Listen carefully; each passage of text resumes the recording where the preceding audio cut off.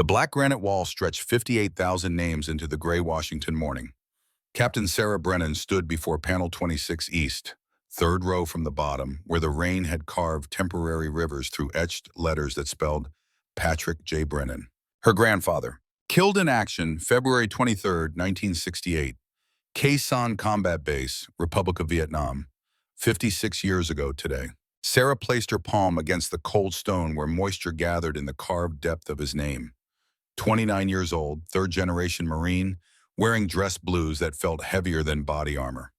The Medal of Honor citation framed in her childhood home told a story she had memorized before she could read. Gunnery Sergeant Patrick Brennan, surrounded and outnumbered 20-1, held a critical ridge position for 6 hours while a Marine rifle company evacuated wounded. 87 confirmed kills, refused evacuation 3 times, died charging an enemy machine gun nest to buy his brothers 5 more minutes. A hero's death. That's what the citation said. That's what 4 presidents and a dozen generals repeated at ceremonies. That's what her father James used to tell her before the bourbon took over and the truth became something uglier, something twisted, something that turned a decorated Gulf War officer into a man who couldn't look at his own service ribbons without shaking. Sarah's phone vibrated. Text from her father. 3 words. Don't go, Sarah. She deleted it without responding.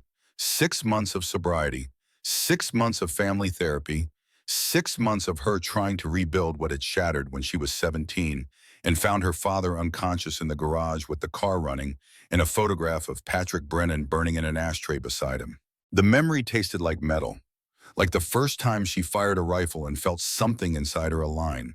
Some genetic echo of men who measured their worth in mil dots and wind calls, in the terrible mathematics of distance multiplied by consequence. Footsteps approached from behind, heavy, measured, the distinctive cadence of someone who had spent decades teaching young Marines to move with purpose.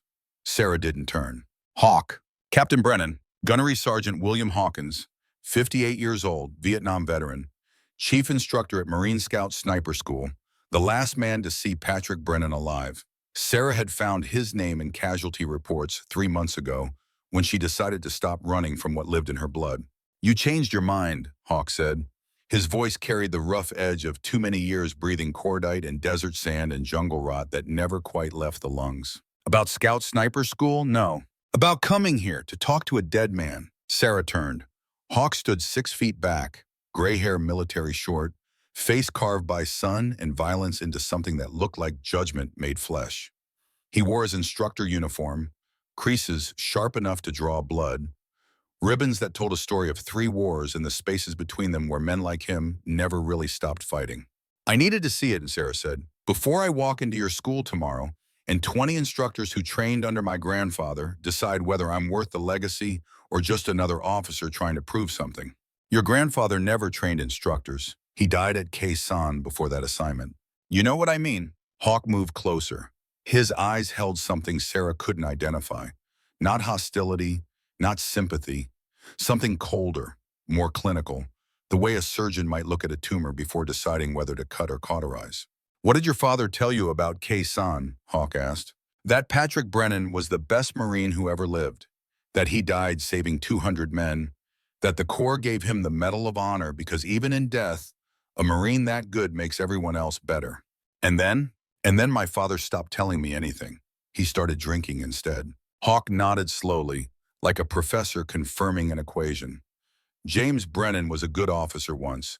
Gulf War, Bronze Star, headed for colonel before he put a .45 in his mouth at Camp Pendleton and only survived because his XO found him 30 seconds before brain death. The words landed like incoming mortars. Sarah felt her jaw clench, felt the old anger rising. That's not how it happened. Medical records say different. Court-martial investigation says different. Dishonorable discharge papers say different. Hawk stepped closer, close enough that Sarah could see the liver spots on his hands, the slight tremor in his left eyelid that suggested old trauma or new disease. Your father never told you the real story about Khe Sanh, never told you what Patrick Brennan actually did up on that ridge, never told you why the citation reads like poetry, but the after-action reports got classified for 50 years. Sarah's heart hammered against her ribs. What are you talking about? Graduate top of my class at Scout Sniper School, Hawk said. Earn the right to know. Until then, you're just another captain with a famous last name trying to fill boots 3 sizes too big and twice as bloody. He turned and walked away, footsteps fading into the morning fog that rolled between the monuments like smoke from old fires never properly extinguished. Sarah looked back at her grandfather's name. The rain had stopped, but water still ran through the carved letters, pooling in the P and the K, like tears the stone wept for all the truths it held, trapped in black granite silence. She thought about her father's text, "Don't go, Sarah." She thought about the way he looked at her service ribbons last Christmas. 2 deployments to Afghanistan, a combat action ribbon, a Bronze Star for Valor in Helmand Province, where she led a rifle platoon through 3 months of sustained contact and brought every Marine home breathing. "You're better than this," he had said, drunk and bitter, and something else, something like grief. "Better than I was. Better than he was. Walk away before it takes everything." But walking away wasn't in the Brennan blood. Neither was surrender. Neither was the kind of wisdom that knew when to quit something before it destroyed you. Sarah pulled her service coat tighter against the February cold and headed for her rental car. Tomorrow morning, 0530, Marine Corps Base Camp Lejeune, North Carolina, Scout Sniper School. 8 weeks to become something her grandfather died being. 8 weeks to prove her father wrong about everything he feared. 8 weeks to learn what Hawk knew about Khe Sanh and why it mattered enough to destroy a man 23 years after the last shot got fired. The drive from Washington to Camp Lejeune took 7 hours through winter-dead forests and small southern towns that still flew POW MIA flags next to the stars and stripes. Sarah drove fast, windows down despite the cold, letting the wind noise drown out the questions that kept circling like gunships waiting for target confirmation. Her phone rang 40 minutes outside Lejeune, her father. She let it go to voicemail, then immediately felt guilty and called back. James Brennan answered on the first ring. "Sarah." "Dad." Silence. The kind that held weight, that carried meaning in what didn't get said. "I'm almost there," Sarah said finally. "1 hour out. You could still turn around. We've been through this." "Have we?" Her father's voice cracked. 62 years old, retired major, disability pension, VA psychiatric care twice a week for the rest of his life. "Have we talked about what happens when you're good at this? When you're better than good? When you can put a round through a playing card at 1,000 meters and some colonel decides that makes you useful? This is about family legacy." "Legacy?" James laughed, bitter and sharp. "You want to know about legacy, Sarah? Real legacy? It's your grandfather drinking himself to sleep every night after Khe Sanh. It's the way he'd wake up screaming about faces in the wire. It's finding him in the garage on my 10th birthday with a rifle in his mouth and my mother talking him down for 3 hours while I listened through the door." Sarah's hands tightened on the wheel. "You never told me that. I never told you a lot of things. Trying to protect you. Same way my mother tried to protect me. Same way the Corps tried to protect everyone by making Patrick Brennan into a legend instead of telling the truth about what happened up on that ridge." "What truth? What happened?" Silence again. Then her father's breathing, ragged and wet like he was crying or trying not to. "Dad?" "Ask Hawk," James said finally. "He was there. He knows. And Sarah, when he tells you, when you learn what your grandfather really did, I need you to promise me something." "What?" "Promise you'll understand that being a good Marine doesn't always mean being a good man. And sometimes the shots that make you a hero are the same ones that kill your soul." The line went dead. Sarah drove the last hour in silence. Her father's words echoing in the space where music or podcasts might have distracted her from the weight settling in her chest. The weight that every Marine carried. The knowledge that the job sometimes required pieces of your humanity as payment for keeping others safe. She had killed 3 men in Afghanistan, firefight outside a village whose name she couldn't remember, Taliban fighters, legitimate targets, clean shots that probably saved lives. She still saw their faces when she closed her eyes. Still wondered if they had children, if their mothers mourned them, if somewhere a woman like her stood at a wall with names carved in stone and tried to make sense of violence and duty and the terrible algebra of who deserves to die. Camp Lejeune appeared through the trees, sprawling and industrial, and somehow both permanent and temporary, like all military installations. Sarah cleared the gate with her ID, followed signs to the Scout Sniper School compound, pulled into the parking lot at 1600 hours exactly. One day early, Time to see the ground, understand the terrain, prepare for what came next. The school compound looked like every other training facility. Concrete buildings, sandy lots, ranges stretching into the distance where targets waited like patient executioners for Marines to prove their worth. But something felt different here. Heavier, like the air carried extra weight from all the men who had passed through and learned to calculate death with mathematical precision. Sarah grabbed her sea bag and headed for the barracks when a voice stopped her. Captain Brennan. She turned. A Marine in utilities, Master Sergeant rank, Chinese features, 45 years old, and moving like someone who could still pass a physical fitness test designed for 20-year-olds. Master Sergeant Chen, the Marine said, extending a hand. I run logistics and student support for the school. Hawk asked me to make sure you got settled. Sarah shook his hand. Strong grip, calluses that suggested regular trigger time. Appreciate it, Master Sergeant. Call me Chen. We're not formal here unless officers are watching. He smiled, something warm and genuine that seemed out of place in a facility designed to teach killing. Your quarters are ready. Want to drop your gear and I'll show you the facility? That works. Chen led her through the compound, pointing out classrooms and armories and the shooting simulator that could replicate conditions from urban environments to mountain warfare. He moved with easy confidence, the kind that came from years of knowing exactly where you stood in the hierarchy and being comfortable there. How long have you been at the school? Sarah asked. 8 years. Before that, 3 deployments to Iraq, 2 to Afghanistan, too many smaller actions to count. Chen glanced at her. Your grandfather trained my father. Sarah stopped walking. What? My father was ARVN, Army of the Republic of Vietnam. He fought alongside U.S. Marines at Khe Sanh in '68. After the war, he made it to the States, brought me over in '79. Died 10 years ago, but he talked about Patrick Brennan until the end. Called him the best Marine he ever knew and the saddest man he ever saw. Why sad? Chen looked away, toward the ranges where afternoon shadows stretched long across the sand. Because your grandfather understood something most Marines don't learn until it's too late. That every shot you take changes you. That killing, even when it's necessary, even when it's righteous, leaves marks that don't show up in citations or after-action reports.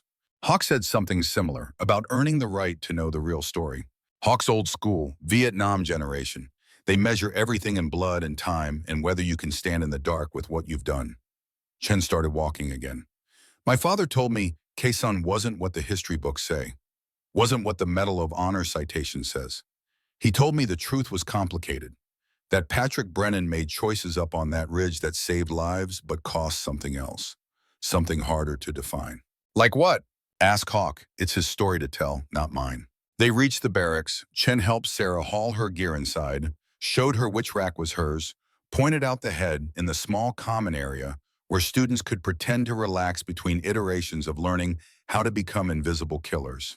Classes start 05:30 tomorrow, Chen said. Physical training, then classroom work, then range time. Week 1 is all fundamentals and assessment. They'll push you hard, not because you're a woman, but because you're an officer, and officers don't usually come through sniper school. You'll be the only captain in a class of mostly enlisted Marines, and they'll be watching to see if you can actually do the work, or if you're just here for the resume bullet. I can do the work. I believe you. Your records from Afghanistan suggest you're not playing games. Chen moved toward the door, then paused. One more thing. There's a Marine in your class named Jake Peterson, former college football player, thinks he's God's gift to marksmanship.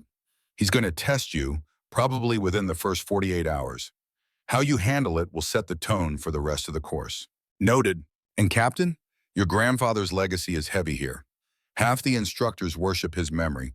The other half wonder if the legend matches the man.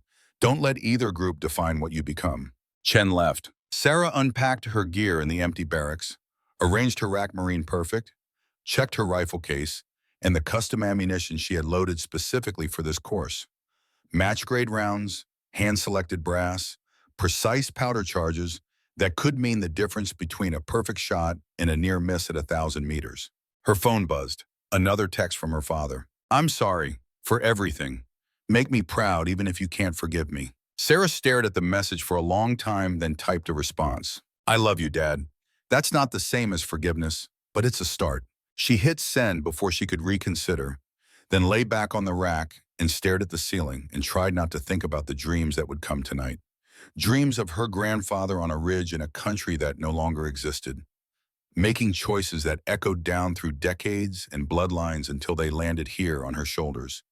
In a barracks at Camp Lejeune where the smell of gun oil and boot polish mixed with something older. The smell of legacy, of duty, of men and women who chose to carry rifles into dark places so others could sleep safe in their ignorance of what that cost. Sarah closed her eyes and let the exhaustion take her. 0530 came like incoming artillery, sudden and violent, and allowing no time for transition between sleep and reality. Sarah rolled out of her rack to find the barracks full of Marines, 31 men in various states of dress and readiness, all turning to stare at the officer who had materialized in their midst. "Morning, Captain," someone said. The voice carried challenge wrapped in courtesy, the Marine Corps way of saying, "We see you," without saying, "We respect you," yet. Sarah nodded and headed for the head to change into physical training gear.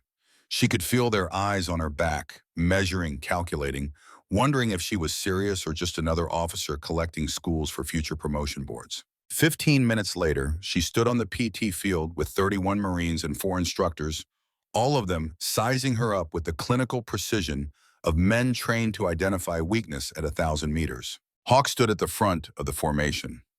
No greeting, no welcome speech, just his voice cutting through the morning cold like a rifle shot. 8 weeks, 56 training days. Statistically, half of you will fail. Not because you're not good Marines, but because being a good Marine and being a scout sniper are two different things. This school will teach you to shoot with precision that borders on supernatural. It will teach you to move through hostile terrain like smoke. It will teach you to survive for days behind enemy lines with nothing but what you carry and what you can steal. Hawk paced the formation, eyes moving over each Marine with the focused intensity of a raptor selecting prey. But more than that, this school will teach you judgment. When to shoot, when to wait, when to pull the trigger and end a human life from so far away, they never hear the shot that kills them. His eyes landed on Sarah. And most importantly, when not to shoot. When the target is there, the shot is perfect. And every instinct screams to engage. But something in your gut says this one's wrong. He turned back to the full formation. That judgment, that ability to say no when yes is easier, that's what separates snipers from killers. That's what makes you worth the investment of time and training. That's what your country needs from you when they send you downrange with a rifle and authorization to make life and death decisions without waiting for permission. Hawk pointed toward a trail that disappeared into the tree line. 12-mile conditioning hump, full kit, 3-hour time limit. Failure to complete means you start tomorrow with a counseling chit and extra PT, fall out and recover your gear. The formation dispersed. Marines jogging toward the barracks, already gaming out the fastest way to get 60 pounds of equipment staged and on their backs. Sarah moved with them, feeling the weight of attention like a physical thing. She was rigging her ruck when a Marine approached, 6'3", 230 pounds, movie star handsome with the kind of easy confidence that came from being excellent at physical challenges his entire life. "Captain Brennan," the Marine said, extending a hand. "Corporal Jake Peterson, looking forward to training with you." Sarah shook his hand. "Likewise, Corporal. Fair warning, ma'am. I played D1 football at Alabama, spent 3 years in infantry doing nothing but PT and combat drills. I'm planning to finish this hump in under 2:30, and I don't slow down for anyone." Chen's warning echoed. "This is the test. How you handle it sets the tone." "That's good, Corporal," Sarah said, cinching her ruck straps. "I did 2 combat deployments in Afghanistan, spent 6 months walking 12-mile patrols in full kit through mountains where the elevation started at 8,000 feet. I'm planning to finish in under 2:45, and I don't care who's keeping up." Peterson's smile hardened. "We'll see, ma'am." He walked away. Another Marine appeared at Sarah's elbow, younger, maybe 22, with a farm boy face and eyes that suggested he'd seen more than his age implied. "Don't mind Jake," the Marine said quietly. "He's testing everyone. I'm Tyler Brooks, by the way, PFC, Infantry, Montana." "Sarah, and technically you should call me ma'am or captain. Technically, we're all about to suffer together for 12 miles, which makes us equals in the Church of Misery." Tyler adjusted his ruck. "Your grandfather really held that ridge at Khe Sanh alone?" "That's what the citation says. Must be something having that kind of legacy to live up to. Must be something not having it and getting to define yourself from scratch." Tyler smiled, something genuine in it. "Fair point, Captain. Fair point. The formation reassembled at 0615. Hawk stood at the trailhead, stopwatch in hand, expression carved from granite. Time starts when the first Marine crosses this line, ends when the last Marine crosses the finish line at the 12-mile marker. You move as a unit or you fail as a unit. No Marine left behind, not on my range, not in my school. Hawk raised his hand. Begin. The pack surged forward. Peterson took the lead immediately, long legs eating distance, ruck riding high and tight on his back like it weighed nothing. Sarah settled into the middle of the formation, finding her rhythm, controlling her breathing, already doing the math on how to survive 3 hours of controlled violence against her own body. Mile 1 passed in 15 minutes. Good pace, sustainable, nobody falling out yet. The trail climbed into the tree line, sandy soil giving way to harder pack, the grade increasing just enough to make the ruck feel heavier. Mile 3, one Marine started to struggle. Heavy kid, good heart, bad feet, already developing blisters that would turn his next 5 miles into a meditation on pain. 2 other Marines dropped back to pace him, taking turns with encouraging words and shared suffering. Mile 5, Peterson was still in the lead, but Sarah could see his form starting to break down. Shoulders rolling forward, stride shortening, the accumulated weight and distance doing what weight and distance always did to bodies that thought they were invincible. Mile 7, Tyler Brooks moved up beside Sarah.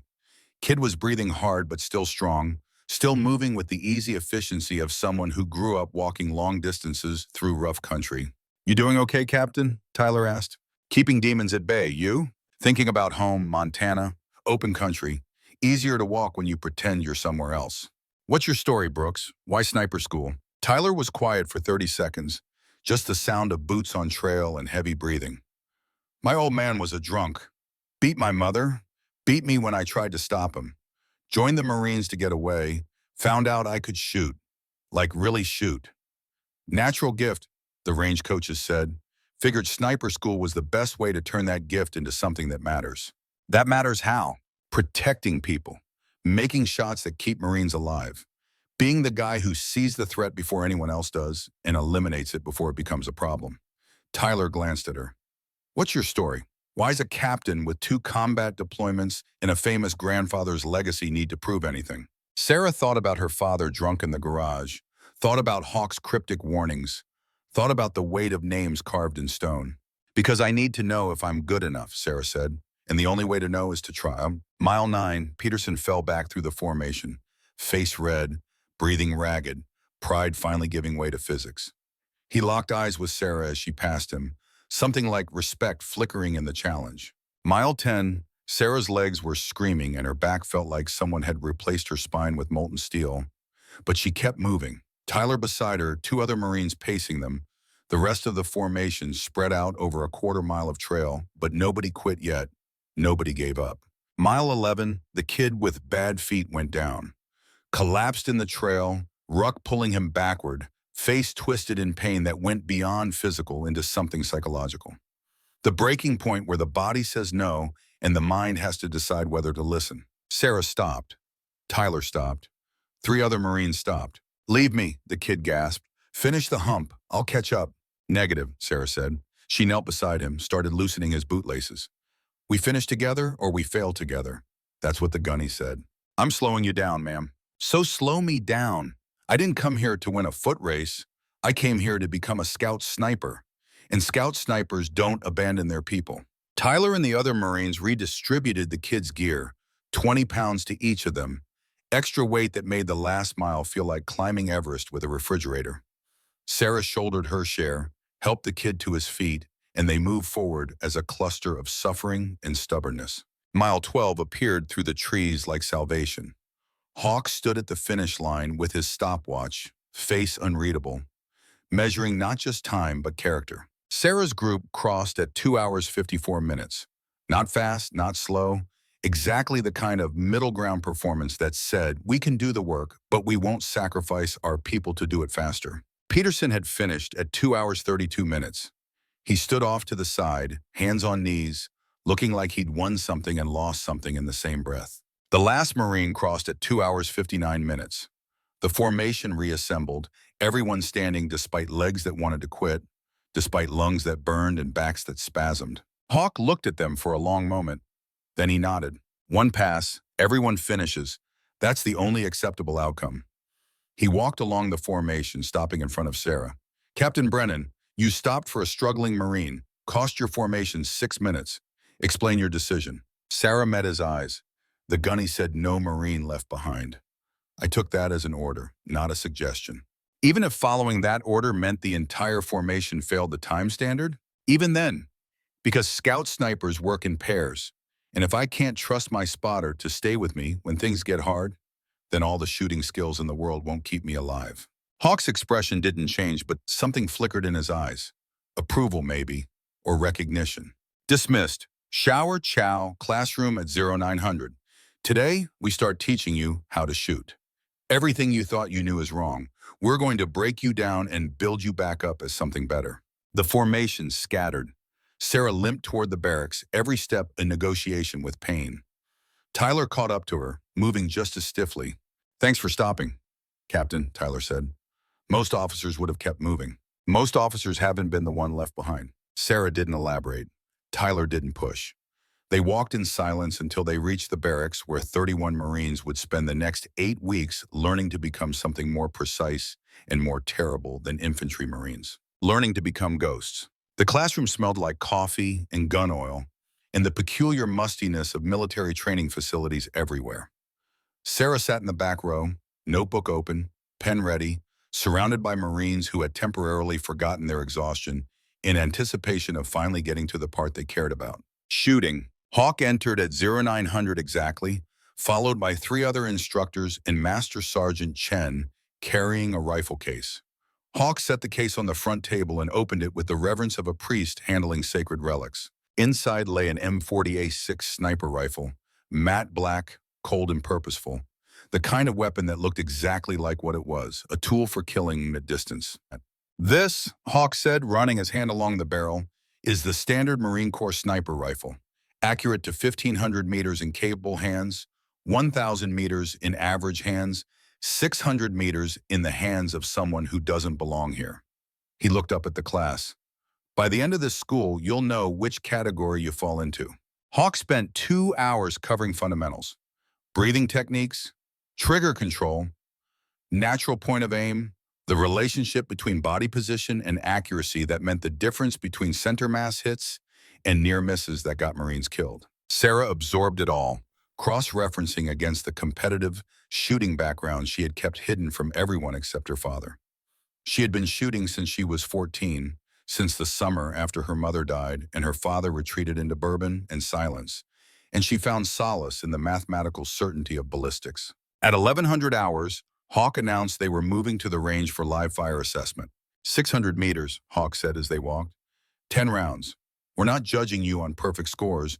We're establishing baselines, seeing what you can do before we teach you to do it better. The range stretched into the distance, targets at 600 meters looking impossibly small, like trying to hit a postage stamp with a thrown rock. Marines began setting up on the firing line, adjusting rifles, checking optics, doing the small rituals that help quiet the mind before the serious work began. Sarah drew firing position 7 between Peterson and a quiet Marine named Marcus Cole, who looked to be in his early 30s and carried himself with the careful control of someone managing chronic pain. Captain, Peterson said as Sarah set up her rifle, any competitive shooting experience? The question landed like a probe, testing for weakness. Sarah considered her answer carefully. Some. How much is some? Enough to know I don't know everything. Peterson smiled, something sharp in it. We'll see. The Marine on position 1 began firing, slow, methodical, the sound of each shot echoing across the range.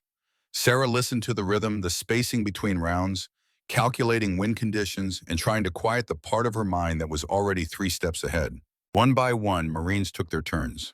Most achieved respectable scores, 70 to 85% accuracy at 600 meters. Good for infantry Marines, average for sniper candidates, exactly what Hawk expected from a first-day assessment. Peterson shot 89%. Excellent performance, delivered with the casual confidence of someone used to being the best in any physical competition. Marcus Cole shot 94%. Stunning performance, especially when Sarah noticed the slight tremor in his right hand as he worked the bolt. Something was wrong with Cole, something medical or psychological, but he was compensating brilliantly. Then Sarah's turn. She settled behind the rifle, adjusting the stock to fit her frame, checking the scope zero, running through the pre-shot checklist her father had taught her 15 years ago. Breathing slowed, heart rate decreased. The noise of the range faded into background static. Through the scope, the target came into sharp relief. 600 meters translated into a specific set of calculations, adjustments for elevation and windage, that her mind processed automatically after years of practice. Sarah fired her first shot, perfect center hit. Second shot, perfect center hit. Third shot, perfect center hit. By her fifth shot, conversations had stopped. By her seventh shot, even the instructors had gathered behind her position, watching through spotting scopes. By her 10th shot, the range had gone silent except for the crack of her rifle and the distant ping of rounds impacting steel. Sarah set the rifle down and waited. The range safety officer called the scores over the loudspeaker, voice carrying that flat military affect that suggested this was just another day of training. Brennan, position 7, 10 rounds fired, 10 hits scored, all within X-ring, perfect score, 100% accuracy at 600 meters. The silence stretched for 3 seconds. Then someone whistled, low and appreciative. Hawk walked to Sarah's position. He looked through the spotting scope at her target, then back at her, expression unreadable. Captain Brennan, have you shot competitively before? Here it was, the moment where she could keep hiding or step into the light. Yes, Gunnery Sergeant, civilian competitions. What level? National level, junior precision rifle. When? High school, 3 consecutive years. Hawk nodded slowly, like a puzzle piece had just clicked into place. I see, and you didn't think that was worth mentioning when you introduced yourself? I didn't want special treatment. Wanted to earn my place the same way everyone else does. You understand that hiding relevant qualifications can be considered fraudulent enlistment? I didn't hide it, Gunnery Sergeant. It's in my service record. I just didn't advertise it. Hawk almost smiled. Almost. Tomorrow we move to 800 meters. Let's see how your civilian shooting translates when we increase the difficulty. He walked away. Sarah felt eyes on her back, could sense the shift in how the other Marines perceived her. No longer just an officer playing at sniper school. Now a threat. Now someone who might actually belong here. Peterson approached as Sarah was cleaning her rifle. Hell of a show, Captain, he said. The challenge was gone from his voice, replaced by something more cautious, more respectful. Guess that Alabama football swagger doesn't mean much against someone who actually knows what they're doing. We're all learning, Corporal. Some of us just started earlier. Fair enough, Peterson extended his hand. Looking forward to seeing what you can do at longer range. Sarah shook his hand. Behind Peterson, Marcus Cole watched with dark eyes that held something Sarah couldn't quite identify. Not hostility, not admiration, something more complicated. Something that suggested Marcus Cole had his own secrets, his own reasons for being here, his own ghost to outrun. That night in the barracks, Sarah lay in her rack and stared at the ceiling and tried not to think about the weight of what she'd just revealed. The Marines around her were quiet, some sleeping, others reading or writing letters home, all of them processing the reality that they had 8 more weeks of this. 8 more weeks of Hawk's clinical dissection of their capabilities. 8 more weeks of discovering whether they had what it took. Her phone buzzed. Text from her father. How was day 1? Sarah smiled despite her exhaustion. Typed back. Shot perfect score at 600 meters. They know about my competitive background now. 3 dots appeared immediately, then disappeared, then appeared again. Finally, her father's response came through. Your grandfather shot perfect scores too. It didn't save him from what happened at Khe Sanh. Be better than us, Sarah. Be the Marine who knows when to pull the trigger and when to walk away. Sarah read the message 3 times, trying to decode what her father meant, what Hawk meant, what legacy she was actually chasing through these 8 weeks of controlled suffering. Outside, the North Carolina night pressed against the windows, stars invisible behind cloud cover. The world reduced to this moment in this place, and these 31 Marines who had chosen to learn the art of taking human life with mathematical precision. Tomorrow they would shoot 800 meters. Tomorrow Sarah would continue proving she deserved to be here. Tomorrow the ghost of Patrick Brennan would watch from whatever space held the souls of Marines who died before their truths could be told. And somewhere in the shadows, Hawk waited with secrets, 56 years old, and heavy enough to break good men across the weight of what duty sometimes required. Sarah closed her eyes and let sleep take her, dreaming of ridge lines and names carved in stone, and the terrible distance between who you are and who you need to become. The 800-meter range opened before them like a portal to something older than modern warfare. Dawn light cut horizontal through morning mist, turning the world into layers of gray and gold, turning targets into ghost shapes that wavered in the thermal currents rising from sands still cold from the night. Sarah stood at firing position 12, rifle settled into the sandbag rest, cheek pressed against the stock, in that intimate marriage of flesh and steel that every precision shooter knew. Beside her, Marcus Cole adjusted his spotting scope with hands that tremored slightly before finding their purpose. 2 days since the 600-meter perfect score.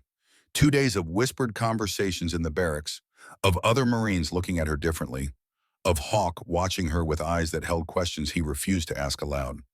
2 days of her father calling every night, voice tight with something that might have been pride or fear, or both twisted together into a knot that 23 years of sobriety couldn't untangle. Wind left to right, 3 miles per hour, Marcus said, voice carrying the flat affect of someone reading instruments instead of feeling weather. Temperature 52 degrees, humidity 78%, barometric pressure steady. Sarah absorbed the data, mind calculating the micro-adjustments that 800 meters demanded. At this distance, everything mattered. A single degree of temperature change could shift impact point by 2 inches. A gust of wind at the wrong moment could turn a perfect shot into a near miss that got someone killed downrange in the real world, where targets shot back and second chances were mythology told to civilians who couldn't understand. "Ready when you are, Captain," Marcus said. Sarah controlled her breathing, found that space between heartbeats where the body became still enough for the shot to be pure.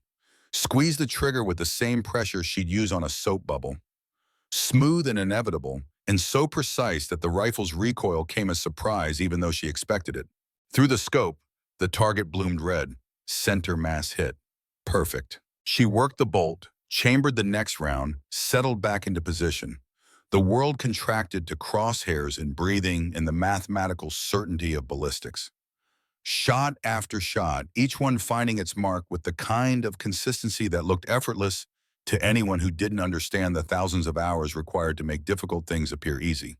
10 shots, 10 perfect hits, 100% accuracy at 800 meters. Marcus lowered his spotting scope and looked at her with dark eyes that held something complicated.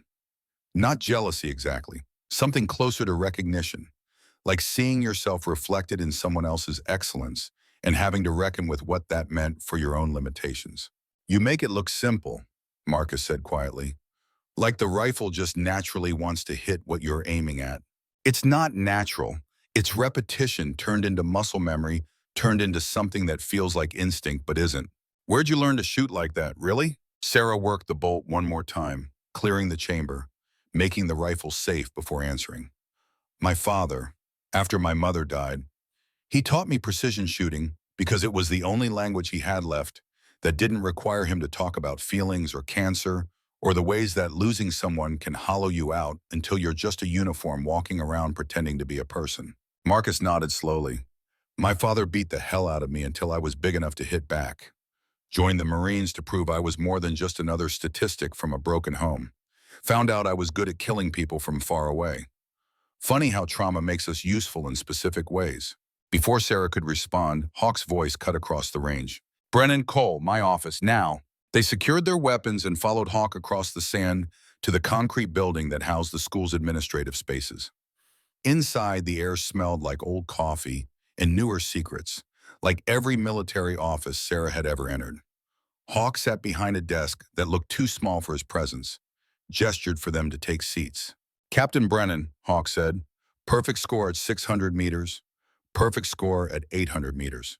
You're establishing a pattern." "Is that a problem, Gunnery Sergeant?" "Depends on why you're here.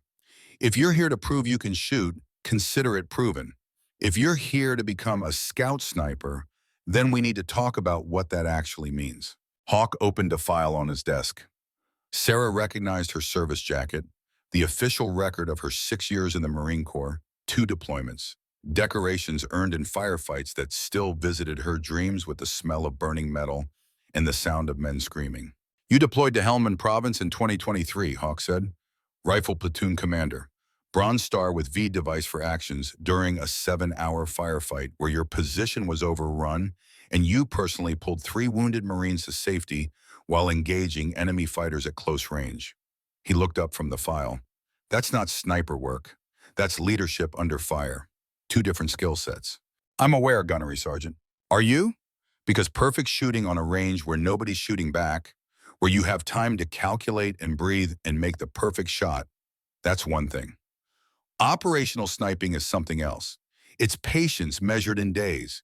It's making the hardest shot of your life while your spotter is bleeding out next to you and enemy forces are closing on your position. It's deciding whether to take a shot that might compromise your location and get both of you killed. Hawk shifted his attention to Marcus. Sergeant Cole, 94% at 800 meters. Excellent performance, especially given your medical situation. Marcus went very still. Sarah felt the temperature in the room drop 5 degrees. What medical situation would that be, Gunnery Sergeant? Marcus asked carefully. The one where you have nerve damage in your right hand from an IED blast in Ramadi, 2007. The one where, according to your medical records, you should have been medically retired with 40% disability 3 years ago. The one where you're hiding symptoms and self-medicating with whatever helps you keep the tremor under control long enough to shoot. Marcus's jaw clenched. Sarah could see the calculation happening behind his eyes, the decision tree branching between honesty and self-preservation. How long have you known? Marcus asked finally. Since your application crossed my desk. I pulled your complete medical file, made some calls to your old unit. Your platoon sergeant told me you're the toughest Marine he ever served with and the most stubborn. Said you'd rather die than admit you couldn't hack it. So you're kicking me out? No. Hawk leaned back in his chair. I'm telling you that I know, that Captain Brennan knows now too, and that if you want to continue in this school, you're going to partner with her for the rest of the course. You spot for her, she spots for you, and you both learn that being a scout sniper isn't about individual excellence. It's about the team, about trusting someone else to see what you can't, to make the shot when your hands are shaking, to pull you out when everything goes wrong. Sarah looked at Marcus. The other Marine's face had gone carefully blank, that military mask everyone learned to wear when emotions became tactical liabilities. I didn't come here for charity, Marcus said. Good, Hawk replied, because I'm not offering charity. I'm offering you a chance to prove that damaged doesn't mean useless, that you can still do the job even when your body wants to quit, but you do it as part of a team, not as some lone wolf trying to prove he doesn't need help. Hawk stood, signaling the meeting was over. Week 3 starts Monday, fieldcraft training. You'll spend 5 days in the woods learning to move unseen, establish observation posts, and survive on what you carry. Captain Brennan, Sergeant Cole, you're partnered. Make it work or quit together. They left Hawk's office in silence. Outside, the range had filled with Marines shooting at 1,000 meters.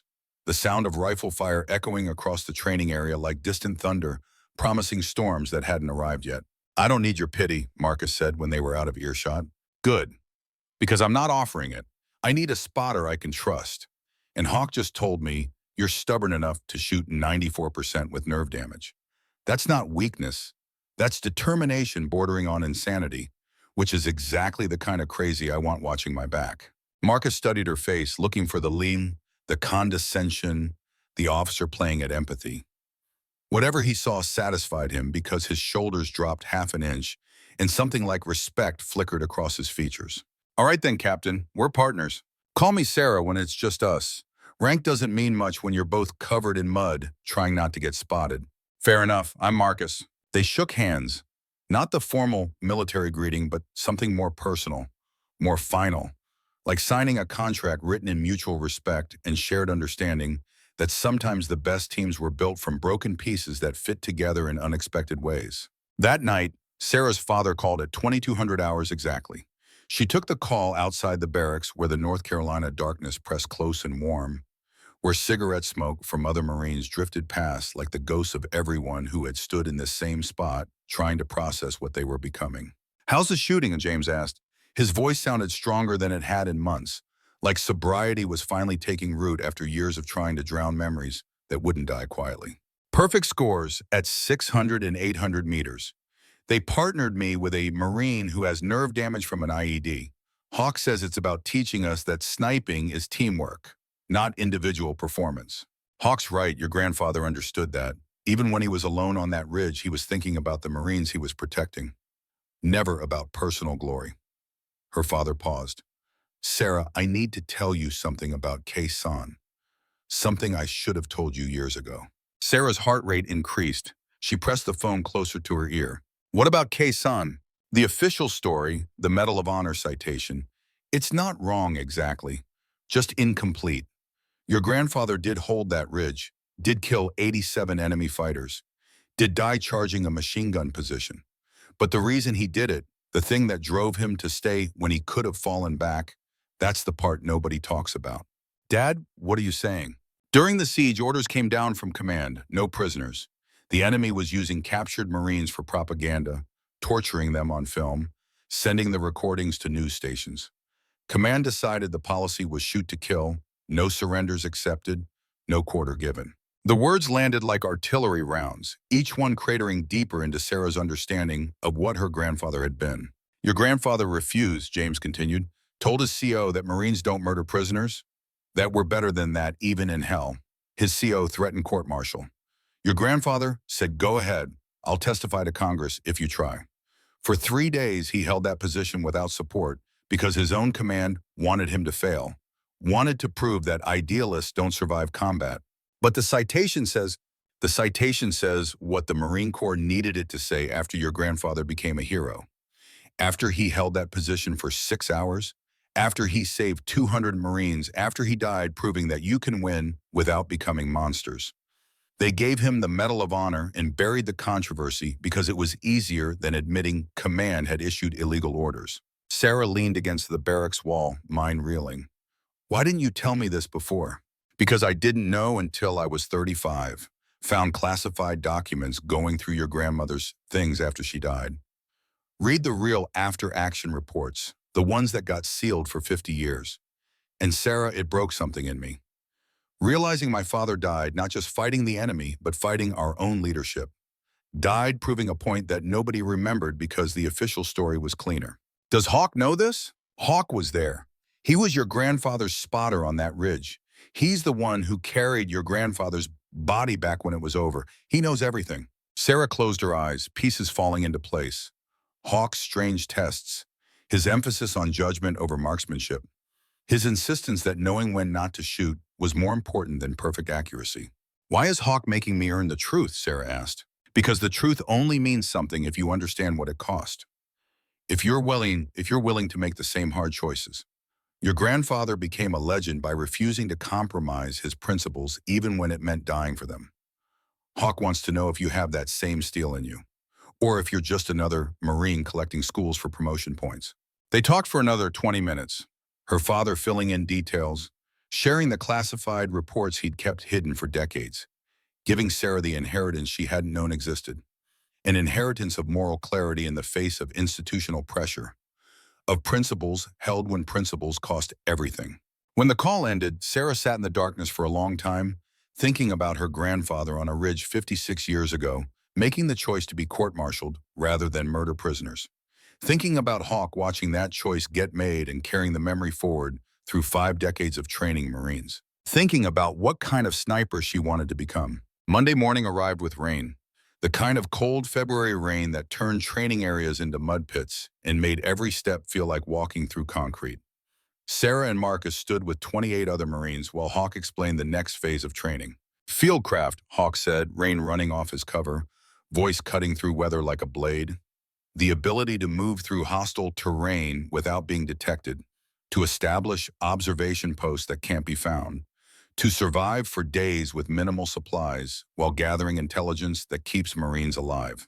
He gestured toward the tree line where 1,000 acres of North Carolina forest waited, like a testing ground designed by nature and refined by decades of Marines learning to become invisible. 5 days. You'll infiltrate designated areas, establish concealed positions, observe simulated enemy activities, and extract without being compromised by our counter-surveillance teams. Your targets are instructors who have been playing this game for 20 years and know every trick you're going to try. Hawk's eyes moved across the formation. Some of you are thinking that shooting skills will carry you through. You're wrong. A sniper who can put a round through a quarter at 1,000 meters but can't stay hidden long enough to take the shot is just an infantry marine with an expensive rifle. Learn to become ghosts or go back to the regular infantry where at least you can be loud. They drew their equipment and mission packets. Sarah and Marcus got assigned a target 12 miles into the training area, a simulated enemy command post they needed to observe for 72 hours and report on activities without detection. The infiltration began at 0300, darkness absolute, rain turning the world into liquid cold that soaked through everything in the first 30 minutes. Sarah moved through the forest like her father had taught her, heel-toe steps that made no sound, pausing every 10 meters to listen and observe, becoming part of the terrain instead of moving across it. Marcus followed 6 meters behind, covering their back trail, occasionally hand-signaling corrections to their route when his instincts picked up something Sarah missed. The nerve damage that made his hands shake during shooting seemed to disappear during movement, like different parts of his brain controlled different kinds of warfare. 3 hours in, they were 4 miles from their objective when Marcus froze. His hand went up, fist closed, the universal military signal for halt. Sarah dropped into a crouch, rifle ready, eyes scanning the darkness ahead for whatever had triggered Marcus's alarm. Nothing.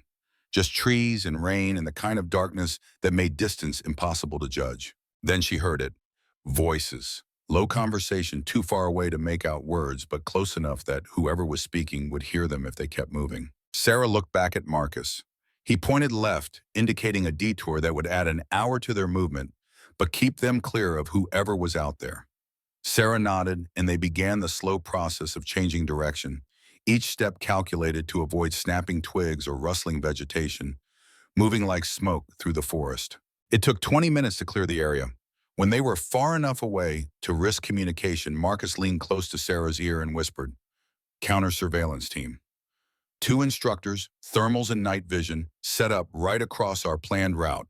How'd you spot them?" Heard one of them spit. Tobacco chewer. Guys who dip in the field always give themselves away eventually. They reached their objective at 0700, exhausted and soaked and running on adrenaline that was already starting to fade into the cold reality of what came next. 72 hours of remaining motionless in a concealed position while observing a target and avoiding detection by instructors who would be actively hunting them. The observation post they established was a masterclass in fieldcraft. Marcus found a slight depression in the ground behind a fallen tree where they could set up prone with overhead concealment from low-hanging branches. Sarah reinforced it with natural vegetation, creating a hide so well blended with the environment that someone could walk within 10 feet and never see them. They settled in as dawn broke, revealing their target 400 meters away through a gap in the trees. A small compound with 3 buildings already showing signs of activity as instructors playing enemy forces began their simulated routines. "This is the hard part," Marcus whispered. "Not the shooting, not the moving, the waiting. Lying here for 3 days watching the same buildings, the same people, fighting boredom and discomfort and the need to move because humans aren't designed to stay still this long. You done this before?" Iraq, 2008. Spent 9 days in an OP watching an IED maker's house. Couldn't move because the neighborhood was hostile. Couldn't extract because the target hadn't appeared yet. Pissed in bottles and tried not to go insane from the monotony. What happened on day 9? Marcus's face went carefully blank. Target appeared, I took the shot. House exploded because he was storing materials. Killed him, his wife, 2 kids who were hiding in a back room we didn't know existed. Got a commendation for the kill.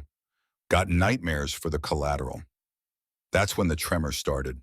Not from the IED, from knowing I killed children while doing my job correctly. Sarah didn't know what to say to that. Didn't know how to carry that kind of weight in words that would mean anything. So she just reached over and put her hand on Marcus's shoulder for 3 seconds, letting the contacts say what language couldn't. They spent the next 12 hours documenting enemy activities through their spotting scopes. Vehicle movements, personnel counts, shift changes, communication patterns, the kind of detailed intelligence that combat commanders needed to plan successful operations, the kind of work that looked boring to anyone who didn't understand that wars were won in observation posts more often than firefights. Hour 14, Marcus's tremor started. Subtle at first, just a slight shake in his spotting hand that made the scope image vibrate. He tried to compensate, tried to will his body into stillness, but physiology doesn't respond to determination. "Take a break," Sarah whispered. "I'll spot for a while." "I'm fine. You're shaking hard enough that you can't keep a steady sight picture." "That's not fine, that's tactical liability. Take a break, eat something, rest your hands." Marcus reluctantly lowered the scope. Sarah took over observation duties while Marcus ate an MRE and tried to massage feeling back into his hands. They worked like that for the next 2 days, trading off every 4 hours, covering for each other's weaknesses, becoming the kind of team that Hawk had intended when he partnered them. Hour 48, the counter-surveillance teams found their position. Sarah was on observation duty when she caught movement in her peripheral vision. A flash of fabric that didn't match the forest, a shape that moved with human purpose instead of wind-driven randomness. She tapped Marcus's leg twice, their prearranged signal for immediate threat. Marcus came alert instantly, years of combat deployment overriding exhaustion. He scanned their perimeter while Sarah kept eyes on target, both of them barely breathing, knowing that the next few minutes would determine whether they passed this phase or failed. The instructor moved closer, 50 meters, 40, using his thermal scope to scan for the heat signatures that would give away a concealed position. Sarah and Marcus had prepared for this, wearing ghillie suits that disrupted their thermal profile, lying on insulated mats that prevented body heat from radiating into the ground, controlling their breathing to minimize the vapor plume that showed up stark white on thermal imaging. 30 meters, 20. The instructor stopped, turned in a slow circle, scanning the area where logic said they should be hiding if they were observing the target compound. Sarah could see his face now through her scope. Chief Instructor Barrett from the Advanced Training Cadre, legendary for his ability to locate and compromise concealed positions. 15 meters. Barrett pulled out a thermal monocular, swept the area again. Sarah's heart hammered against her ribs so hard she was certain he could hear it. Next to her, Marcus had gone absolutely still, not breathing, not moving, becoming stone. 10 meters. Barrett moved along the fallen tree that formed the front of their hide position. If he looked down at the right angle, if he noticed the pattern of vegetation that was slightly too perfect, if he got close enough to smell them despite their scent control preparations, they were compromised. 8 meters, 7, 6. Barrett stopped, reached down, picked up a small branch that lay in front of their position. Sarah's mind raced through options. If he compromised them, they failed this phase, failed the team exercise, failed Hawk's test of whether they could actually do fieldcraft or just shoot straight. Barrett examined the branch, then looked directly at their position. His eyes seemed to track across the hide, across the camouflage, across the two Marines lying in the mud, praying he wouldn't see what was hidden in plain sight. Then he smiled slightly, shook his head, and walked away. Sarah and Marcus didn't move for another 30 minutes. Didn't risk even the smallest adjustment that might draw attention if Barrett was watching from a distance. When they finally risked communication, Marcus's whisper carried wonder. "He knew we were there." "What?" "He knew. Looked right at us. Smiled like he was saying, 'Good job, but I'm not going to compromise you because you earned the pass.'" "You think Hawk told him?" "I think Barrett's good enough to spot us, but professional enough to recognize when someone's doing the work right. We're not hiding from enemy forces out here. We're proving to instructors that we can do this job." They completed the 72 hours, extracted at 0300 on day 4, humped 12 miles back to the base compound running on fumes and stubborn pride. Hawk was waiting at the extract point, stopwatch in hand, face revealing nothing. "Captain Brennan, Sergeant Cole, complete your mission brief and get some sleep. We'll review your performance at 0800. The debrief was scheduled in the same conference room where Sarah had first learned about Marcus's nerve damage. They sat across from Hawk and Barrett, both instructors reviewing the documentation and photographs Sarah and Marcus had compiled during their 3 days of observation. "Excellent intelligence gathering," Barrett said, spreading their photos across the table. "Detailed counts, accurate timing of activities, identification of key personnel. This is graduate-level work." "However," Hawk added, "you had a near compromise at hour 48. Chief Barrett got within 6 meters of your position. Explain what happened." Marcus and Sarah exchanged glances. Sarah spoke first. We maintained our high discipline, used thermal mitigation techniques, controlled breathing. But Chief Barrett is significantly better at counter-surveillance than we expected. Barrett smiled. Flattery noted, but the real question is, if this had been actual enemy forces instead of an instructor, would you have been compromised? Honestly, Marcus said, yes, a motivated counter-sniper team with that level of skill would have found us. And what would you do differently next time? Hawk asked. Sarah thought about her grandfather refusing illegal orders. Thought about doing the job right even when right was harder. Build a better hide. Allow more time for establishment. Create fallback positions in case the primary is compromised. And accept that sometimes the enemy is good enough that you have to adapt the mission instead of just executing the plan. Hawk nodded slowly.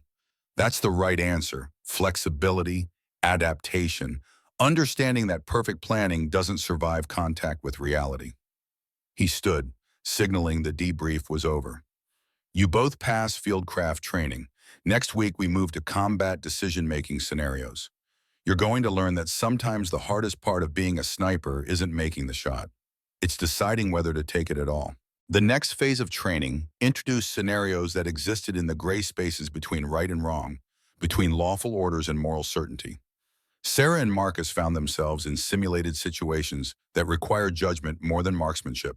Scenario 1. Some enemy combatant using civilian child as human shield. Shoot or don't shoot.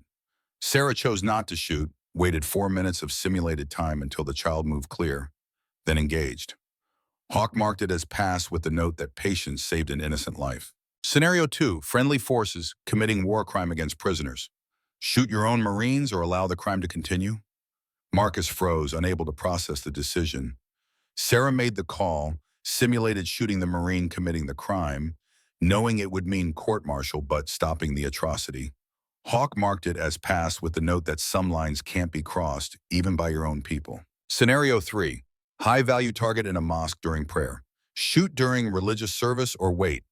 Both Sarah and Marcus chose to wait, understanding that some violations of cultural sensitivity created more problems than they solved. After each scenario, Hawk led discussions that felt more like philosophy seminars than military training. Questions about proportionality, about necessity, about the difference between legal killing and murder, even when both resulted in dead enemies. Your grandfather faced a scenario like these, Hawk told Sarah during one afternoon session.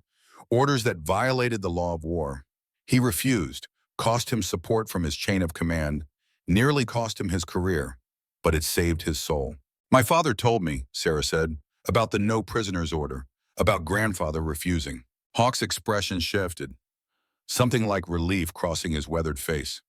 Good. Means I don't have to explain why I've been testing you this way. You're third generation, Brennan. Your grandfather set a standard for moral courage. Your father tried to live up to it and broke under the pressure. I need to know if you have the strength to carry that legacy without it destroying you. How do I know if I have that strength? You don't. Not until you're tested for real. Not until you're behind a rifle scope, looking at a target that's technically legal but morally wrong, and you have to decide whether to obey orders or live with yourself afterward. Week 6 arrived with an announcement that changed the tenor of training. Hawk gathered the class in the main briefing room, expression more serious than Sarah had seen. Marines, Hawk began. Advanced phase training. You'll participate in a force-on-force exercise that simulates extended combat operations. 7 days in the field, realistic opposition force. Live scenario that tests everything you have learned about shooting, fieldcraft, and judgment under pressure. He pulled up a map on the projector. The scenario, your teams will hunt a high-value target while evading enemy counter-sniper elements. The target is played by an instructor. The enemy force is played by Marines from 2nd Battalion who have been training specifically to hunt snipers. You succeed by locating and engaging the target without being compromised. You fail by getting captured or killed. Sarah felt adrenaline surge. This was the test, the culmination of 6 weeks of preparation. Captain Brennan, Sergeant Cole, Hawk continued. You're designated as Team 1. Your target is codenamed Phantom. Your mission is to locate, observe, and execute. He handed them a mission folder. Insertion is at 2200 tonight. You have 7 days to complete the mission. Questions? Sarah opened the folder. Inside was a photograph of the target. The photograph showed a man in his 50s, military bearing, face partially obscured by shadow. But Sarah recognized the posture, recognized the way he stood with weight slightly forward, like someone who had spent decades behind a rifle. "Gunnery Sergeant," Sarah said slowly, "the target is you." Hawk smiled, something sharp and predatory in it. "Correct. You're hunting me. I'll be operating as a hostile force commander while your counter-sniper teams try to find and eliminate me. You need to get close enough for a confirmed kill shot while I'm actively working to compromise your position." He leaned forward.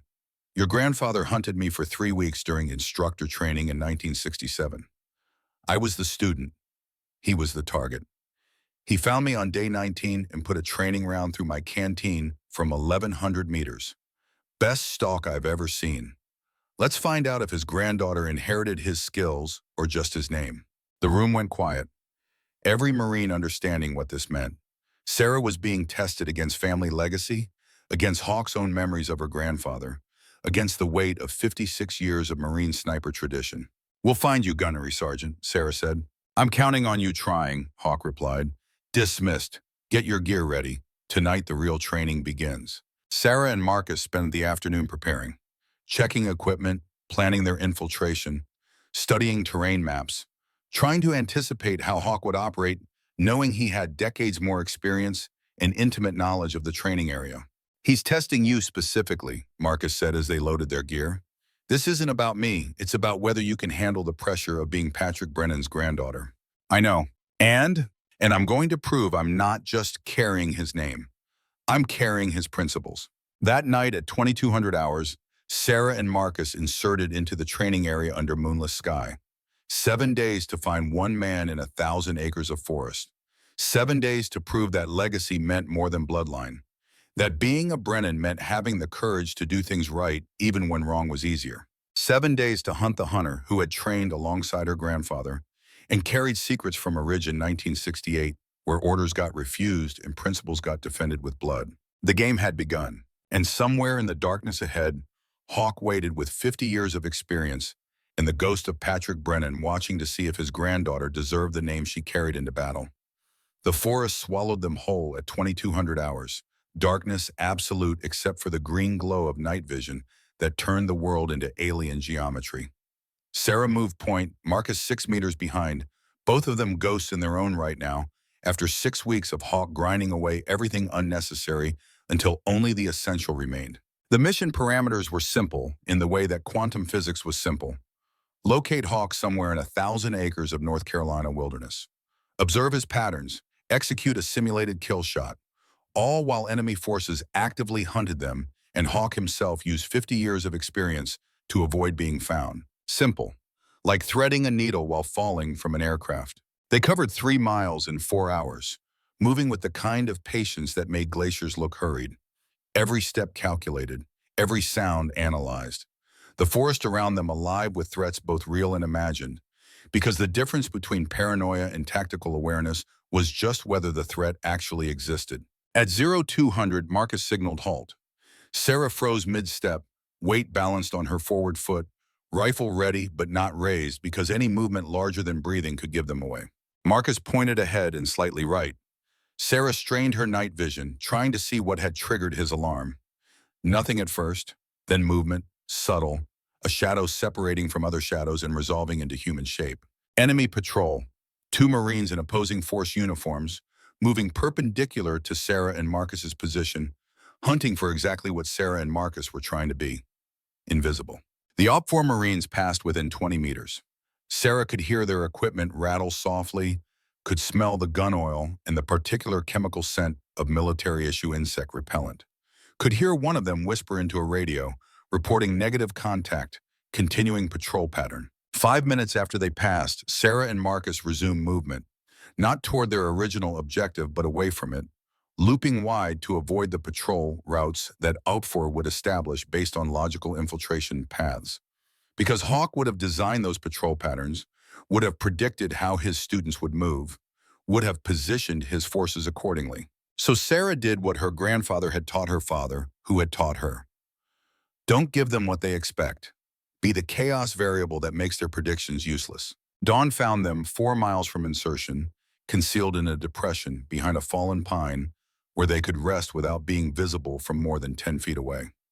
Marcus took first watch while Sarah allowed herself 2 hours of something approaching sleep.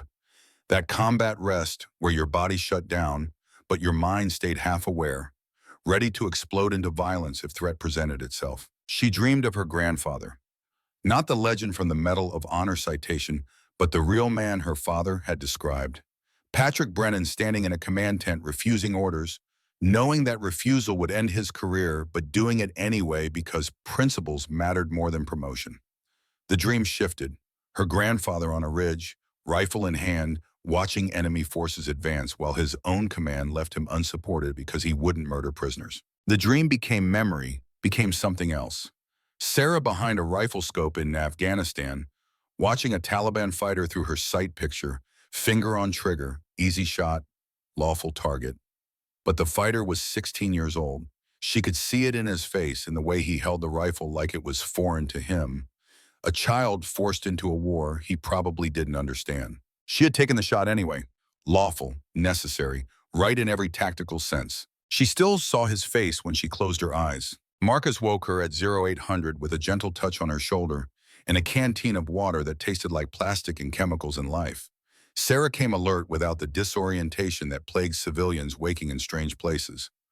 Combat deployment trained that out of you. You learned to wake up ready, or you died in your sleep.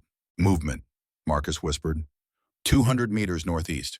Thermal signature suggests single person, moving deliberately, checking positions. Sarah took the spotting scope and glassed the indicated area. There, a figure in digital camouflage moving with the careful precision of someone who knew they were being hunted, but also knew they were the better hunter. The figure paused, scanned the forest with what looked like thermal optics, then continued moving. Not Hawk.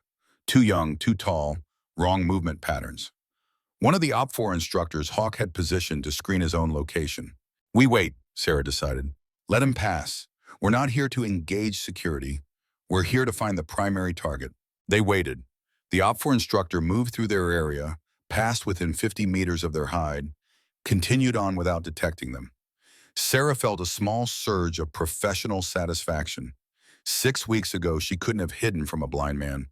Now she could make herself invisible to trained counter-surveillance Marines.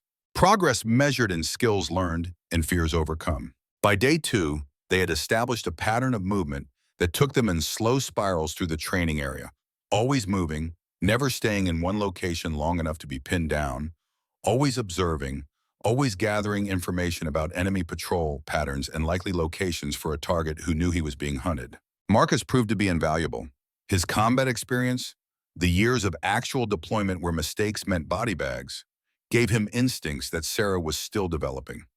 He could read terrain for ambush potential, could predict patrol routes based on logical tactical deployment, could sense danger before it materialized into actual threat.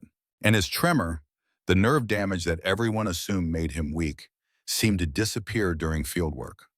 Like different parts of his nervous system controlled different types of warfare, and the broken parts didn't activate until he had to make precision shots.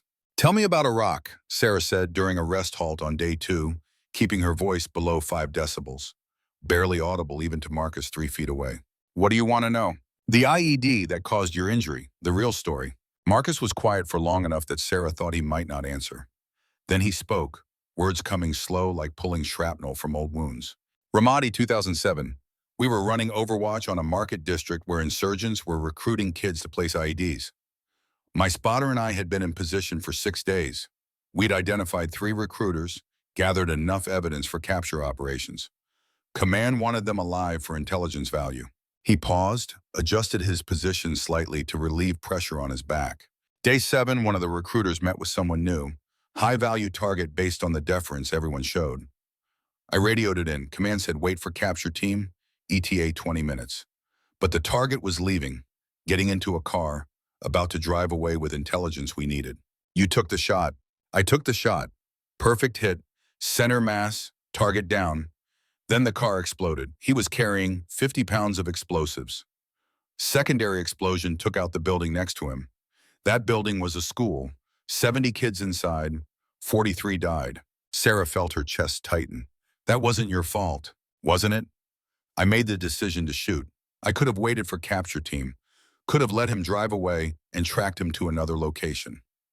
But I wanted the kill, wanted to prove I was good at this job, so I took the shot and 43 children died because I was impatient. Command cleared you. Command said it was acceptable collateral damage, said the target was dangerous enough that his death justified the losses. They gave me a commendation. Marcus's voice went flat. The tremor started 3 months later. Physical manifestation of psychological trauma, the doctor said. My body refusing to let me shoot because last time I shot, children died. But you kept shooting, got good enough to compensate, because quitting would mean admitting those children had died for nothing. If I can't be a sniper, can't use this skill, then I killed them for no purpose. But if I can still do this job, can still protect Marines, then maybe their deaths buy something useful. Maybe the cosmic scales balance somehow. Sarah understood. Understood the weight Marcus carried. Understood why Hawk had partnered them. 2 Marines both trying to prove they deserved to carry rifles despite despite the trauma, despite knowing that every shot taken changed something fundamental about who you were. We find Hawk, Sarah said. We complete this mission. We prove we're more than our mistakes. Deal. Day 3 brought rain. The kind of cold February rain that turned the forest floor to soup and made staying dry impossible. Sarah and Marcus moved through it like they'd been born to misery, discomfort just another variable to manage alongside hunger and exhaustion and the constant vigilance required to stay alive in a training environment designed to break you.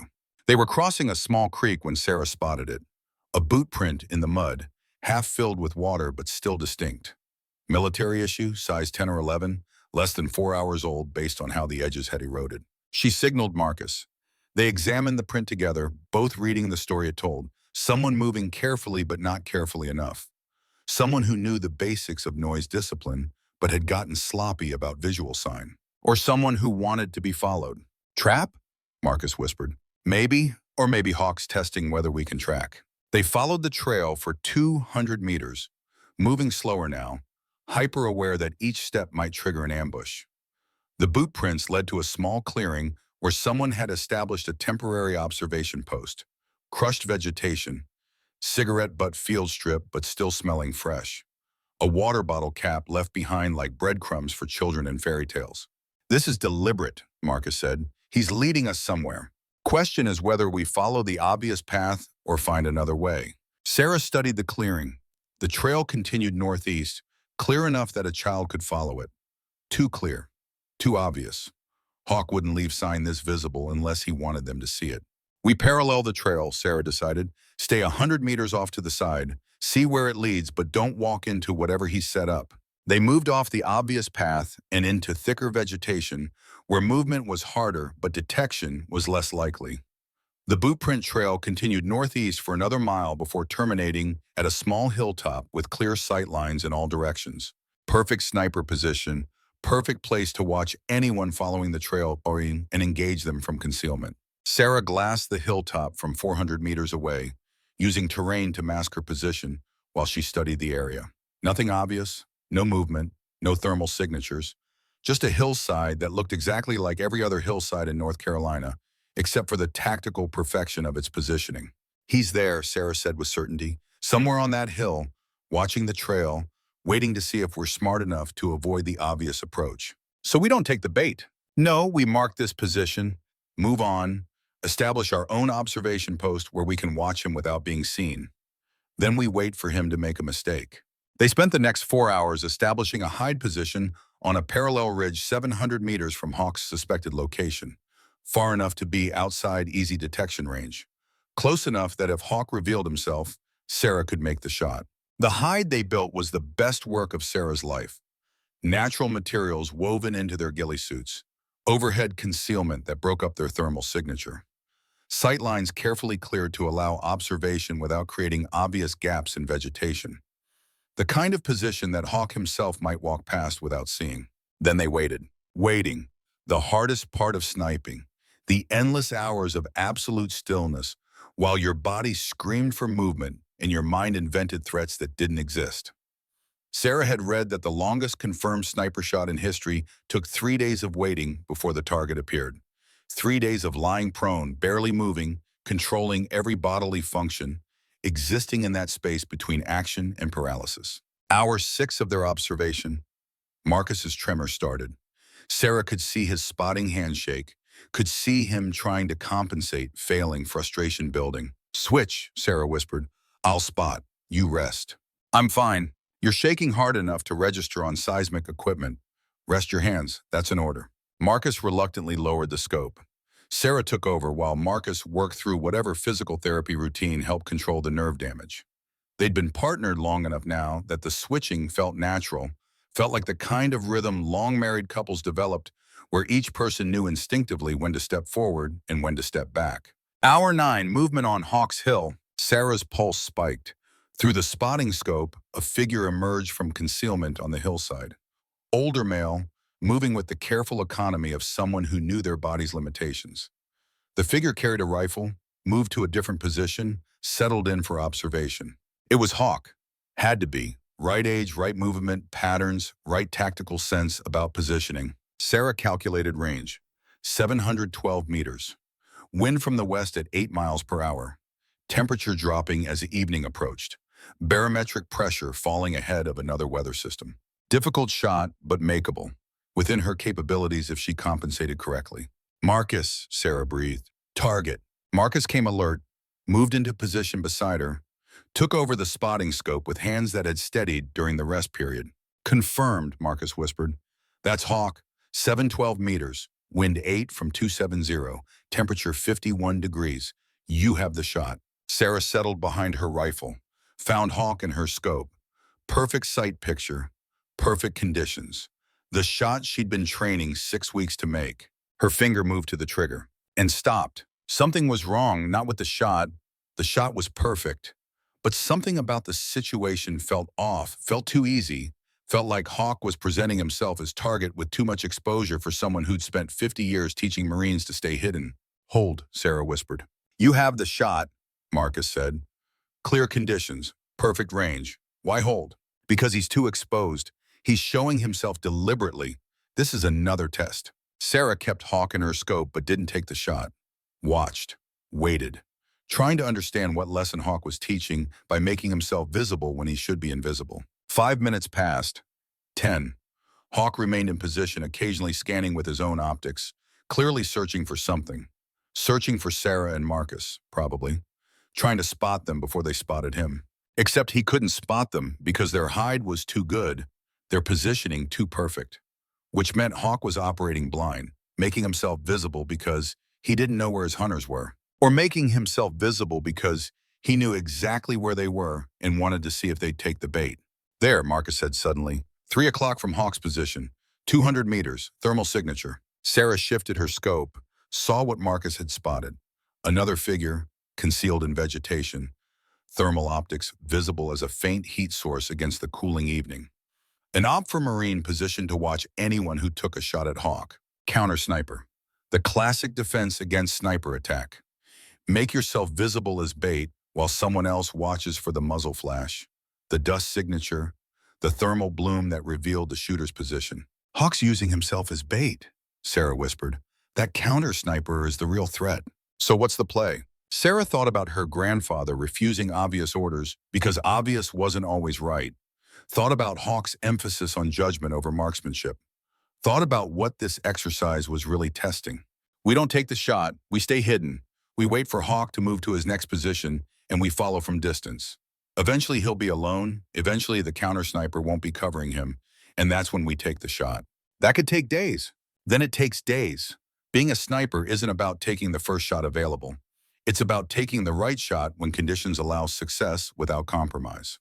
They remained in position for another 3 hours, watching Hawk, watching the counter sniper, gathering intelligence about how the enemy force was deployed to protect their commander. As darkness fell, Hawk withdrew from his position and moved to a new location. The counter sniper followed at a distance, maintaining overwatch. Sarah and Marcus waited until both targets were out of sight, then collapsed their hide and began the careful process of relocating to maintain observation without detection. The game continued. Day 4 brought exhaustion that went beyond physical into something psychological. The constant vigilance, the lack of real sleep, The mission pressure of knowing Hawk was evaluating every decision, every movement, every choice about when to engage and when to wait. Sarah's hands shook during morning stand to, not from nerve damage like Marcus, but from simple human frailty, from a body pushed to its limits and asked to keep performing beyond what limits usually allowed. Marcus shared his breakfast MRE without comment. They ate in silence, both understanding that conversation was luxury they couldn't afford, when every calorie needed to fuel movement and every moment of stillness needed to be observation. "Tell me about your grandfather," Marcus said finally, voice quiet. "The real story, not the citation." Sarah chewed an energy bar that tasted like cardboard and obligation, swallowed, spoke. "My grandfather was supposed to take a position at the sniper school after he finished his tour. Staff Sergeant slot, training the next generation. He was good at it, natural teacher, patient, able to break down complex skills into simple steps. But 1968 happened. Khe Sanh happened. He got orders from his chain of command that violated the law of war. Orders to refuse prisoner surrenders, to kill enemy combatants who were trying to give up. He refused the orders. His CO threatened court-martial. My grandfather said proceed. Marcus listened without interruption. For 3 days, command left him unsupported on that ridge, trying to teach him a lesson about following orders, trying to make him fail so they could use his failure to justify the illegal orders. But my grandfather didn't fail. He held that position, killed 87 enemy fighters in legitimate combat, saved 200 Marines who were evacuating wounded. And then he charged an enemy position in what the citation calls heroic sacrifice, but my father says was suicide. My grandfather knew he'd won the tactical battle but lost the political war. New command would bury him somehow, would make sure he never taught Marines that refusing illegal orders was acceptable. So he died a hero instead of living as an example of institutional failure. Marcus nodded slowly. So this whole exercise, Hawk testing, whether you can make hard decisions, it's not really about finding him. It's about proving you inherited your grandfather's courage to do right even when right is harder. I think so. Well then, let's prove it. They moved out at 0900, continuing their pattern of slow spirals through the training area, always observing, always gathering intelligence, always trying to predict where Hawk would position himself next. Day 5 brought the breakthrough. Sarah spotted it first, a pattern in Hawk's movements over the previous 4 days. He was checking specific positions at specific times, establishing a routine that allowed his security element to predict his location and position, counter snipers accordingly. But routines had gaps, windows where Hawk moved between positions without full coverage, moments of vulnerability that lasted seconds but existed nonetheless. Here, Sarah said, pointing to a map during their afternoon planning session. He's been checking this ridgeline every day at approximately 1400 hours. Stays for 30 minutes, then moves to secondary position. There's a 5-minute window when he's moving between positions where he's not fully covered. That's a long time to wait for a 5-minute window. We've got 3 days left. If we don't take risks, we don't complete the mission. Marcus studied the map, calculated angles and distances in the 1,000 variables that made the difference between success and failure. It's doable, difficult approach. We'd have to infiltrate within 400 meters of his position to have clear sight lines during his movement. That close, any mistake means detection. Then we don't make mistakes. They spent the rest of day 5 planning the stalk. Every step mapped, every contingency considered. The kind of mission planning that special operations units did before hitting high-value targets in actual combat. Day 6, 0600 hours, they began their approach. The infiltration took 8 hours to cover 900 meters, moving 1 step per minute, sometimes slower, sometimes freezing for 30-minute periods when enemy patrols moved through their area. Sarah's knees screamed from the low crawl through vegetation that seemed designed by nature to catch on equipment and create noise. Her arms tremored from holding her rifle in position for hours at a time. Her mind played tricks, inventing threats, creating phantom sounds that might be enemy forces or might be her own exhaustion manifesting as paranoia. But they made it. At 1355, they were in position 380 meters from Hawk's predicted location. Hide established. Sightlines clear. Rifles zeroed for the distance and conditions. 1400 hours. Hawk appeared on the ridgeline right where Sarah predicted. He spent 28 minutes observing through his optics, scanning the training area, looking for his students who were looking for him. 1428. Hawk began his movement to secondary position. Target moving, Marcus whispered, voice tight with tension. 380 meters. Wind steady from 270 at 6 miles per hour. Temperature 54 degrees. You have 5 minutes to make the shot. Sarah settled behind her rifle, found Hawk in her scope, watched him move through the forest with the practiced efficiency of someone who'd done this for 50 years. The shot was there, clear sight picture, target exposed, perfect conditions. Her finger rested on the trigger, and she thought about her grandfather watching enemy soldiers approach his position, knowing he could shoot, knowing he should shoot, but waiting because there was a difference between lawful killing and murder, even when the enemy wore uniforms. She thought about Marcus and Ramadi, taking the shot because it was tactically perfect and living with dead children for the rest of his life. She thought about Hawk in this forest, teaching lessons that went beyond marksmanship into the deeper questions about when to use violence and when to show restraint. Sarah didn't take the shot. Instead, she waited, watched Hawk complete his movement, watched him settle into a secondary position, watched him adjust his rifle and begin scanning again. "Why didn't you shoot?" Marcus whispered. "You had him. Perfect shot." "Because he was moving. Moving targets are difficult at this range. Miss probability increases by 40%. And if I missed, if I took a shot that wasn't certain, I'd compromise our position and fail the mission." "But you don't miss. You've shot perfect scores for 6 weeks. On stationary targets, under controlled conditions." Hawk's teaching us that combat is different, that you wait for the perfect shot even when good shots are available. That patience is more important than aggression. Marcus was quiet for a long moment. "You think he knows we're here?" "I think he knows we're somewhere. He's been checking his 6 more than usual, moving in patterns that make tracking harder. He's operating like someone who knows he's being hunted." "So what's the play?" Sarah studied Hawk's new position through her scope, analyzed sightlines, terrain, possible approaches, her mind working through the problem like a chess grandmaster calculating moves and countermoves. "We wait," Sarah decided. "Observe his pattern here, see if there's a window. If not, we relocate and try again tomorrow. We've got 2 days left, plenty of time." They remained in position for 4 more hours, watching, learning. Sarah felt something shift in her understanding of what sniping meant. It wasn't about the shooting, that was just mechanics. The real skill was in the waiting, in the judgment, in knowing when the shot was right versus when the shot was just possible. At 1800 hours, Hawk withdrew from his position and disappeared into the forest like smoke dissipating in wind. Sarah and Marcus collapsed their hide and began the long, careful process of extraction to their base camp 2 miles away, where they could rest and plan the next approach. That night, exhausted and filthy and running on willpower more than energy, Sarah allowed herself to think about what would happen after this exercise. If she completed sniper school, if she earned the designation that 3 generations of Brennan men had earned before her. She thought about deployment, about using these skills in actual combat where targets were human beings with families and dreams and the right to exist even if they'd chosen the wrong side in someone else's war. She thought about Marcus and the tremor that represented 43 children who died because a sniper made the tactically perfect decision that was morally catastrophic. She thought about her grandfather refusing orders and dying for principles that the Corps didn't want to acknowledge. And she thought about Hawk somewhere in this forest, watching his students try to find him, testing whether they understood that being a sniper meant carrying the weight of judgment alongside the weight of the rifle.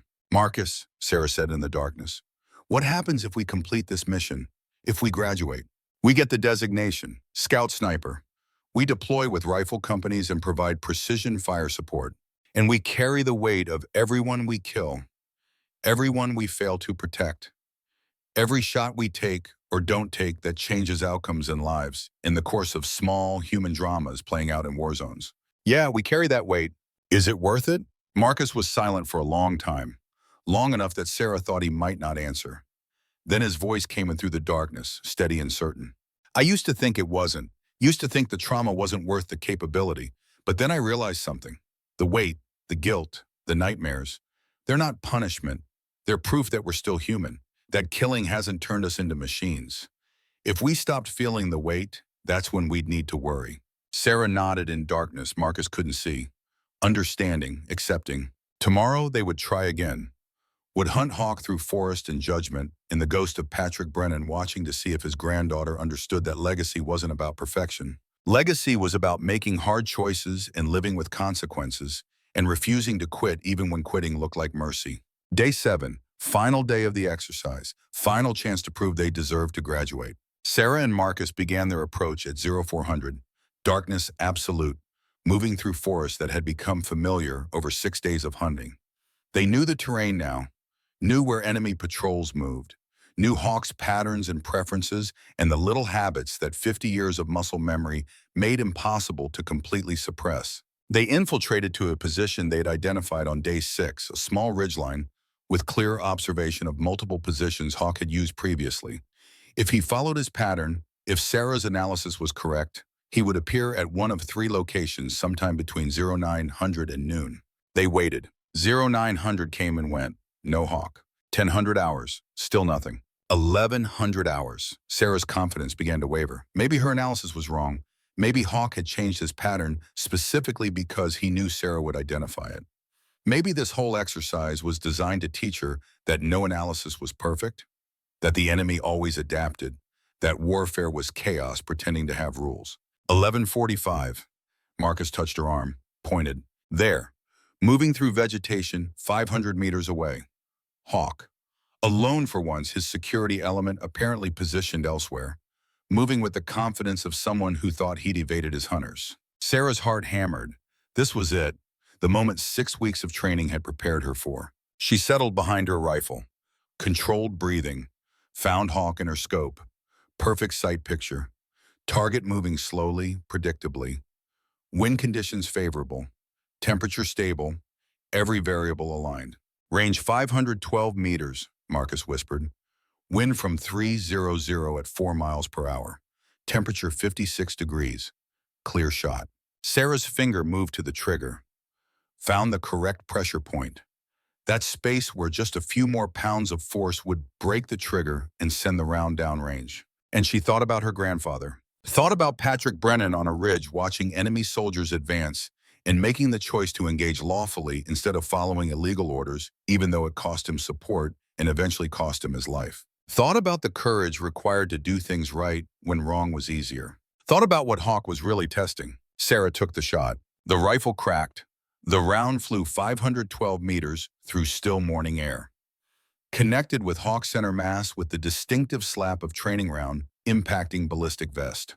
Through her scope, Sarah watched Hawk drop, saw him key his radio, heard him transmit the words that meant success. Hit confirmed. Good kill. Exercise complete. Sarah lowered her rifle, felt something release in her chest. Not relief exactly, more like completion. Like finishing a test whose questions went deeper than shooting and whose answers required more than marksmanship. Marcus clapped her shoulder. Perfect shot. Hell of a way to end the exercise.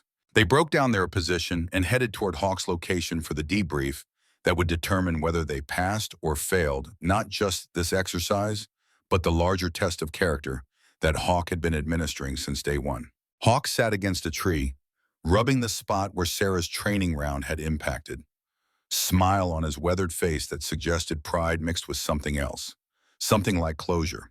Captain Brennan, Sergeant Cole, 7 days to find me. You took every day of it. Most teams either quit by day 5 or get so aggressive they compromise their position and fail. He stood, moved to face them directly. You waited for the perfect shot instead of taking the first available shot. Explain your reasoning. Sarah met his eyes. Because perfect shooting isn't about speed. It's about certainty. About making the shot when conditions allow success without compromise. Grandfather taught you that at sniper school in 1967. You're teaching it to me now. Hawk nodded slowly. Your grandfather stalked me for 19 days during my instructor training. Could have taken shots on day 3, day 7, day 12, boom. Didn't. Waited until day 19 when I made a mistake. Got sloppy, gave him the perfect opportunity. Then he made the shot and taught me the lesson that I've been teaching students for 50 years. Patience beats aggression, judgment beats speed, and principle beats convenience, Sarah added. That too. Hawk extended his hand. Welcome to the Brotherhood, Captain Brennan. You passed. They shook hands. Sarah felt the weight of it. Not just passing an exercise, but inheriting a legacy that went back to her grandfather and forward to every Marine she would train or fight alongside. The extraction was quiet. Sarah and Marcus walking out of the forest together. Partners now in a way that went beyond training, both of them carrying knowledge about what it meant to be a sniper and what it cost and why the weight was worth bearing. They emerged from the tree line to find the rest of the class assembled. Tyler Brooks grinning like he'd just won a championship. Jake Peterson looking respectful in a way he hadn't at the start. Chen waiting with hot coffee and the kind of quiet pride that suggested he'd known all along that Sarah would succeed. Hawk addressed the class as the sun broke through morning clouds. Week 7 complete, final week ahead. Graduation Friday. You've learned to shoot with precision. You've learned fieldcraft. You've learned judgment under pressure. Next week, we bring it all together. Simulated combat operations, live scenarios. Everything you've learned gets tested in conditions that approximate actual warfare. He paused, looked directly at Sarah. Some of you will graduate top of class. Some will barely pass. All of you will leave here different than when you arrived. The question is whether you leave here as snipers or just Marines who can shoot straight. Only you can answer that question. Dismissed. The formation scattered. Sarah headed for the barracks to clean equipment and write after-action reports and process what the last 7 days had taught her about herself and her grandfather, and the weight that Marines like Patrick Brennan carried so others could sleep safely. Her phone had messages, 3 from her father, 1 from Chen. She read her father's first. Hawk called, said you completed the exercise, said you made your grandfather proud. Sarah, I need you to know something. I failed because I couldn't live up to what he was. But you're succeeding because you're not trying to be him. You're being yourself. That's the difference. That's why you'll do what I couldn't. Love you, Dad. Sarah felt tears threaten, pushed them down. There would be time for emotions later. Right now, she had work to do. Chen's message was simpler. My father would have liked you. He told me your grandfather was the bravest man he ever knew. Because courage isn't about winning. It's about doing right when wrong is easier. You're proving that, Chen. Sarah put her phone away, looked at her rifle, looked at her hands, thought about the shots she'd taken and the shots she'd refused and the weight of judgment that every sniper carried alongside ammunition. 1 week left, 7 more days, then graduation. Then the real test would begin. The test of using these skills when the target shot back and the consequences were permanent and the weight became something you carried for the rest of your life. Sarah was ready, or as ready as anyone could be for the moment when training became reality and theory became blood and the careful calculations of ballistics met the messy chaos of human warfare. She cleaned her rifle with the devotion of prayer. Tomorrow would bring new challenges. Tonight she would rest in the knowledge that she had found Hawk, made the shot, proved she deserved to carry her grandfather's legacy forward into whatever darkness waited beyond graduation. And somewhere in whatever space held the souls of Marines who died defending principles instead of just following orders, Patrick Brennan watched his granddaughter and understood that legacy meant more than bloodline. It meant courage passed down through generations like genetic code written in honor and sacrifice and the terrible weight of knowing when to shoot and when to show mercy. Graduation day arrived with the kind of crisp morning that made North Carolina feel almost holy.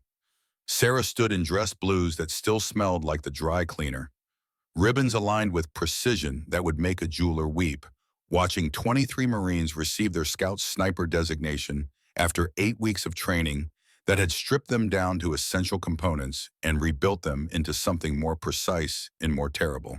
Marcus stood beside her, uniform equally perfect, tremor invisible in his hands because dress blues didn't require trigger discipline. Both of them had graduated top of class. Both of them carried knowledge about what that distinction cost and what it meant for the deployments that would follow. Hawk stood at the podium, older than when this course started, thinner, moving with the careful control of someone managing pain that went beyond physical into cellular. The lung cancer he'd mentioned in week 2 had progressed. Everyone could see it. Nobody mentioned it because Marines didn't acknowledge weakness in their leaders until after the leader was dead and safely transformed into legend. Marines, Hawk began, voice still carrying authority despite the rasp that suggested tissue damage and oxygen deprivation. 8 weeks ago, 32 of you started this course. 23 are graduating today. 9 discovered that Scout Sniper wasn't their calling. There's no shame in that. Better to learn your limitations here than downrange where limitations get Marines killed. He paused, scanned the formation with eyes that had watched 50 years of Marines try to become something most would never achieve. The designation you are receiving today isn't about shooting. Any infantry Marine can learn to shoot straight, given enough time and ammunition. This designation is about judgment, about knowing when to engage and when to wait, about understanding that every shot you take changes you and changes the battlefield and changes the cosmic balance in ways you can't predict but have to live with anyway.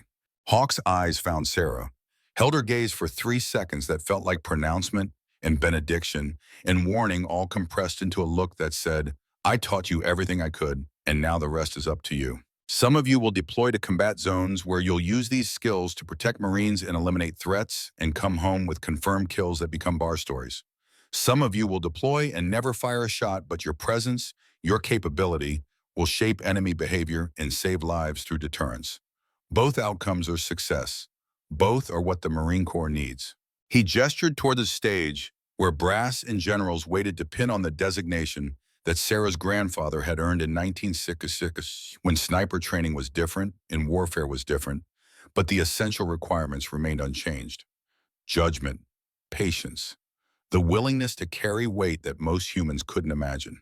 Captain Sarah Brennan, Hawk called, front and center. Sarah marched forward, each step measured, feeling the eyes of every Marine in the formation tracking her movement. She stopped in front of Hawk, rendered a salute that her drill instructor would have approved, stood at attention while Hawk pinned the Scout Sniper badge above her ribbons. Your grandfather would be proud, Hawk said quietly, voice below what the formation could hear. Not because you can shoot, because you understand why we shoot and when we don't.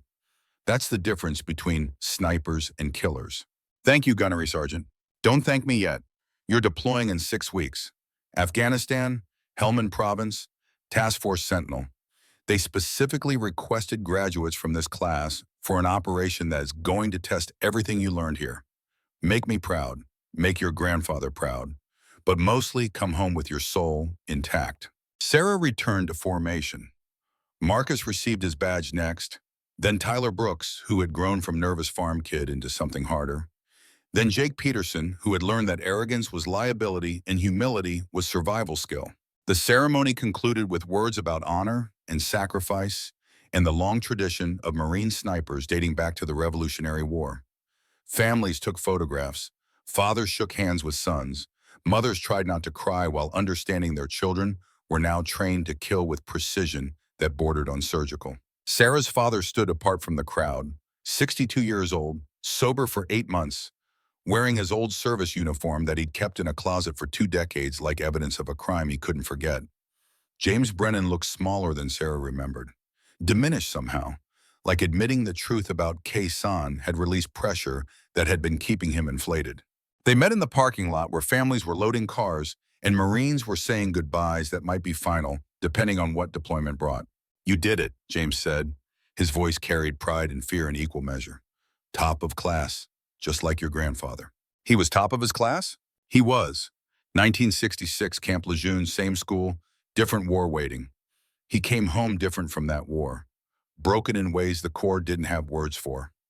I spent my whole life trying to understand what broke him, and I never could until I read those classified reports and realized it wasn't the killing that broke him. It was refusing to kill wrongly and having his own command punish him for it. Sarah hugged her father, felt how thin he'd gotten, how fragile sobriety had made him by removing the bourbon armor that had protected him from feeling everything he tried to escape. I'm deploying in 6 weeks, Sarah said. Afghanistan. They're sending the top graduates for some kind of special operation. I know. Hawk called me last night, told me to prepare for the possibility that you might not come back the same person. That war changes snipers more than other Marines because snipers have time to think about what they're doing. Infantry Marines react. Snipers calculate. The calculation is what haunts you. Did it haunt grandfather? Every day until he died. He'd wake up from nightmares about faces in his scope, men he'd killed legitimately, lawfully, necessarily, but killed nonetheless. The law and the morality and the necessity didn't make them less dead, didn't make him less responsible for ending their existence. James pulled back, held Sarah by the shoulders, looked at her with eyes that held 40 years of understanding what military service cost. Promise me something, Sarah. Promise me you'll remember that killing, even righteous killing, takes something from you. That the Marines who come home broken aren't weak. They're human, and humanity in warfare is what separates us from monsters. Don't lose your humanity trying to be a perfect sniper. Stay human, stay my daughter, stay Patrick Brennan's granddaughter who understands that courage isn't just about pulling triggers. It's about knowing when to stop pulling them. I promise, Dad. They held each other in the parking lot, while around them other families made their own promises and said their own goodbyes and pretended that deployment was just temporary separation instead of permanent transformation. 6 weeks evaporated like morning dew under Afghan sun. Sarah spent them at advanced training facilities, learning Pashto phrases in Afghan cultural protocols and the specific tactical requirements of operating in mountain terrain where the enemy knew every ridge and every cave and every approach route. Marcus was assigned to the same task force. So was Tyler Brooks. Jake Peterson got sent to a different unit, graduated with honors, but didn't make the cut for whatever Special Operation Task Force Sentinel was planning. The flight to Afghanistan took 23 hours through military transport routes that stopped at bases Sarah had never heard of in countries whose names she recognized from news reports about instability and violence and the forever wars that America fought in places most Americans couldn't locate on a map. Forward Operating Base Copper materialized from the Afghan desert like a mirage made of concrete and razor wire. 1,200 Marines and soldiers occupying a former Soviet base that had been occupied before that by British Empire forces in the 19th century. Afghanistan had a way of collecting empires the way other countries collected stamps. Task Force Sentinel operated from a separate compound within the larger base. Smaller, more secure, the kind of place where operations got planned that nobody talked about afterward because success meant enemy dead and failure meant Americans dead, and either way, the full story stayed classified for 50 years until everyone involved was safely deceased. Captain James Mitchell met them at the compound entrance. 35 years old, former Delta operator, face that looked like geography sculpted by violence. 2 deployments to Iraq, 3 to Afghanistan, 1 to somewhere he couldn't discuss because it was still classified beyond the clearance level that Sarah held. Captain Brennan, Sergeant Cole, welcome to Sentinel. You've been read into the operation? Basics only, Sarah said. Hunt high-value target. Use sniper capabilities to eliminate threat before larger operation. That's the sanitized version. Real version is more complicated. Mitchell led them into a briefing room where maps covered the walls and satellite imagery showed terrain so hostile that even the photographs looked dangerous. Our target is Hamza al-Din, former Afghan National Army commando, who went Taliban after his family was killed in a coalition airstrike in 2018. He's responsible for 47 American KIAs in the last 18 months through sophisticated IED networks and ambush tactics. Mitchell pulled up a photograph. A man in his 40s, hard eyes, military bearing, still visible despite the beard and traditional Afghan clothing. Someone who knew tactics because Americans had taught him before he decided Americans were the enemy. Hamza is smart, trained by our special forces, knows our procedures, anticipates our movements. He's survived 6 attempts to capture or kill him because he thinks like we think. Mitchell looked at Sarah. That's why we need snipers. He won't expect precision engagement from distance. He's focused on defending against raids and drone strikes. A well-placed sniper team might get the shot that conventional operations can't achieve. What's the timeline? Marcus asked. 2 weeks reconnaissance. Locate his compound. Establish observation. Wait for opportunity. When the shot presents itself, you take it. Mission success is Hamza dead. Mission failure is him escaping again and killing more Americans. Simple. Like surgery was simple if you ignored the part about cutting into living tissue and hoping you didn't sever something vital. They spent 3 days planning, studying maps, analyzing intelligence reports, learning everything available about Hamza's patterns and security measures and the terrain where he operated. Mountains, always mountains in Afghanistan. Like the country had been designed specifically to make military operations as difficult as possible. Day 4, they inserted. The helicopter flight took them 90 miles from FOB Copper into mountains that looked like God's rough draft before he decided to make Earth habitable. Sarah, Marcus, and Tyler as the sniper element. 4 infantry Marines as security. 1 intelligence officer to confirm target identification. 8 Americans flying into hostile terrain to hunt 1 man who knew they were coming, even if he didn't know exactly when or where. The insertion point was a valley floor surrounded by peaks that rose 3,000 feet above sea level. The air was thin enough that breathing felt like work. cold enough that Sarah's first exhale produced vapor that hung in the darkness like evidence of life in a landscape that looked lifeless. They moved out at 0200, night vision turning the world into green geometry, each step calculated to avoid loose rocks that might cascade and announce their presence to enemy spotters who watch these mountains the way sharks watch reef approaches. The planned observation post was 8 miles from insertion, 8 miles of mountain terrain in darkness, 8 miles that took 6 hours because speed was suicide and patience was survival, and Marines had learned that lesson through enough casualties that it was written in doctrine and blood. Dawn caught them 3 miles from target, forced them to establish a temporary hide and wait out the daylight because moving in Afghan mountains during day was how you got spotted by the farmers who were Taliban at night and the Taliban who were farmers during day, and the children who reported American movements for money or fear or loyalty to causes they probably didn't fully understand. Sarah lay in a depression between rocks that provided overhead concealment and sightlines that allowed observation without exposure. Next to her, Marcus scanned their perimeter through a spotting scope, while Tyler and the infantry Marines established security positions that created a defensive perimeter. "Welcome to Afghanistan," Marcus whispered, "where everything that isn't trying to kill you is just waiting for the opportunity. You've deployed here before. 2 times, 2019 and 2021. Lost 3 Marines in my platoon to IEDs.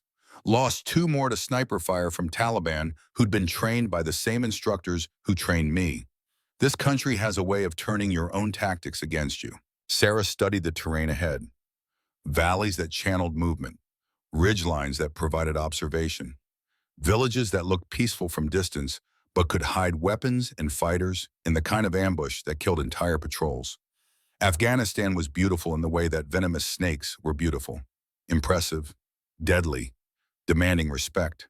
They waited through the day while the sun crossed overhead and the temperature climbed from freezing to merely cold. Waited while Afghan farmers worked fields that had been worked for thousands of years. Waited while children played games that looked universal despite the cultural distance. Waited while the Marines digested MREs that all tasted like cardboard, seasoned with regret, and tried not to think about the fact that they were hunting a man who might be hunting them right back. Night fell like a curtain dropping on a stage. Sarah and her team moved out again, covering the last 3 miles to their observation post in 4 hours of careful movement that left them exhausted and hyper-aware, and positioned on a ridgeline that overlooked the valley where intelligence suggested Hamza operated. The compound appeared at dawn, 3 buildings arranged in a defensive triangle, high walls, guards visible on rooftop positions, exactly the kind of fortification that someone with military training would establish when they knew the enemy had air superiority and technological advantage.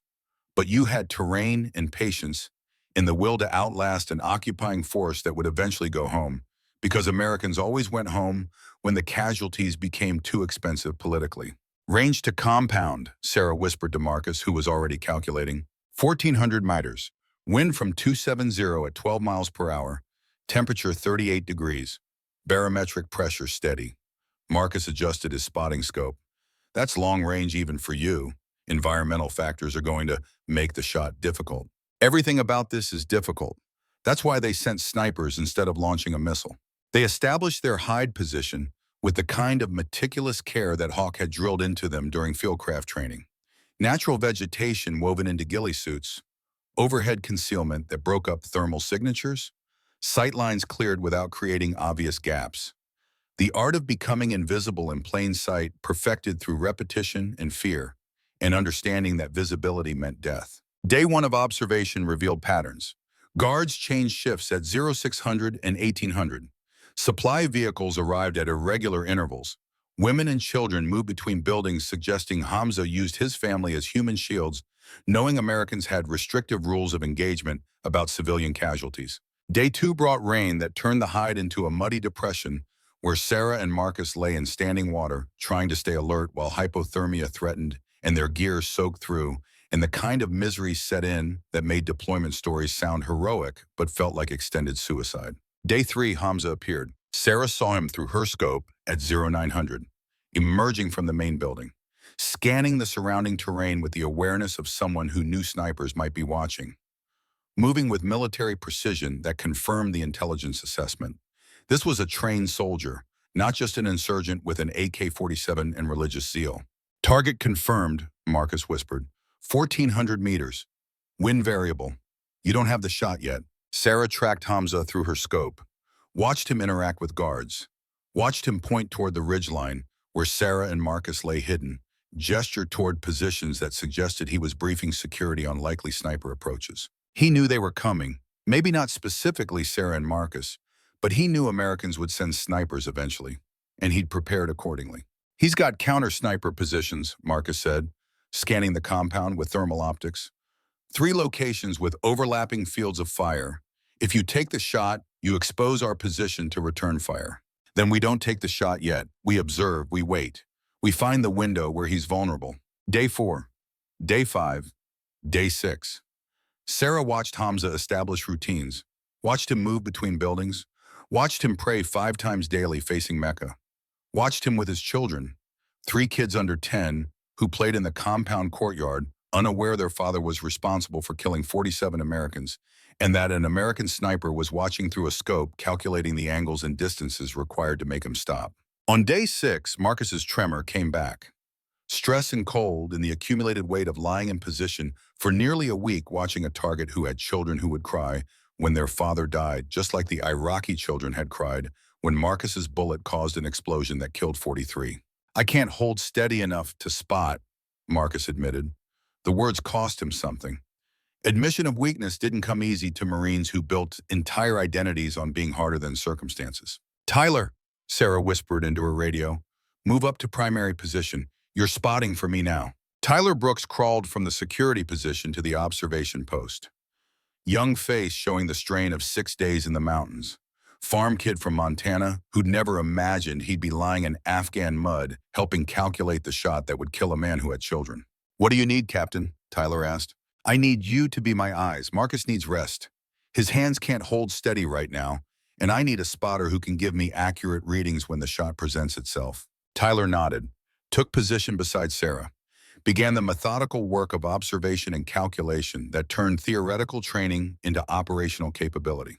Day 7 brought the opportunity. Hamza emerged at 0 to 800 without his family, without his guards clustered close, moving toward the compound perimeter where a vehicle waited.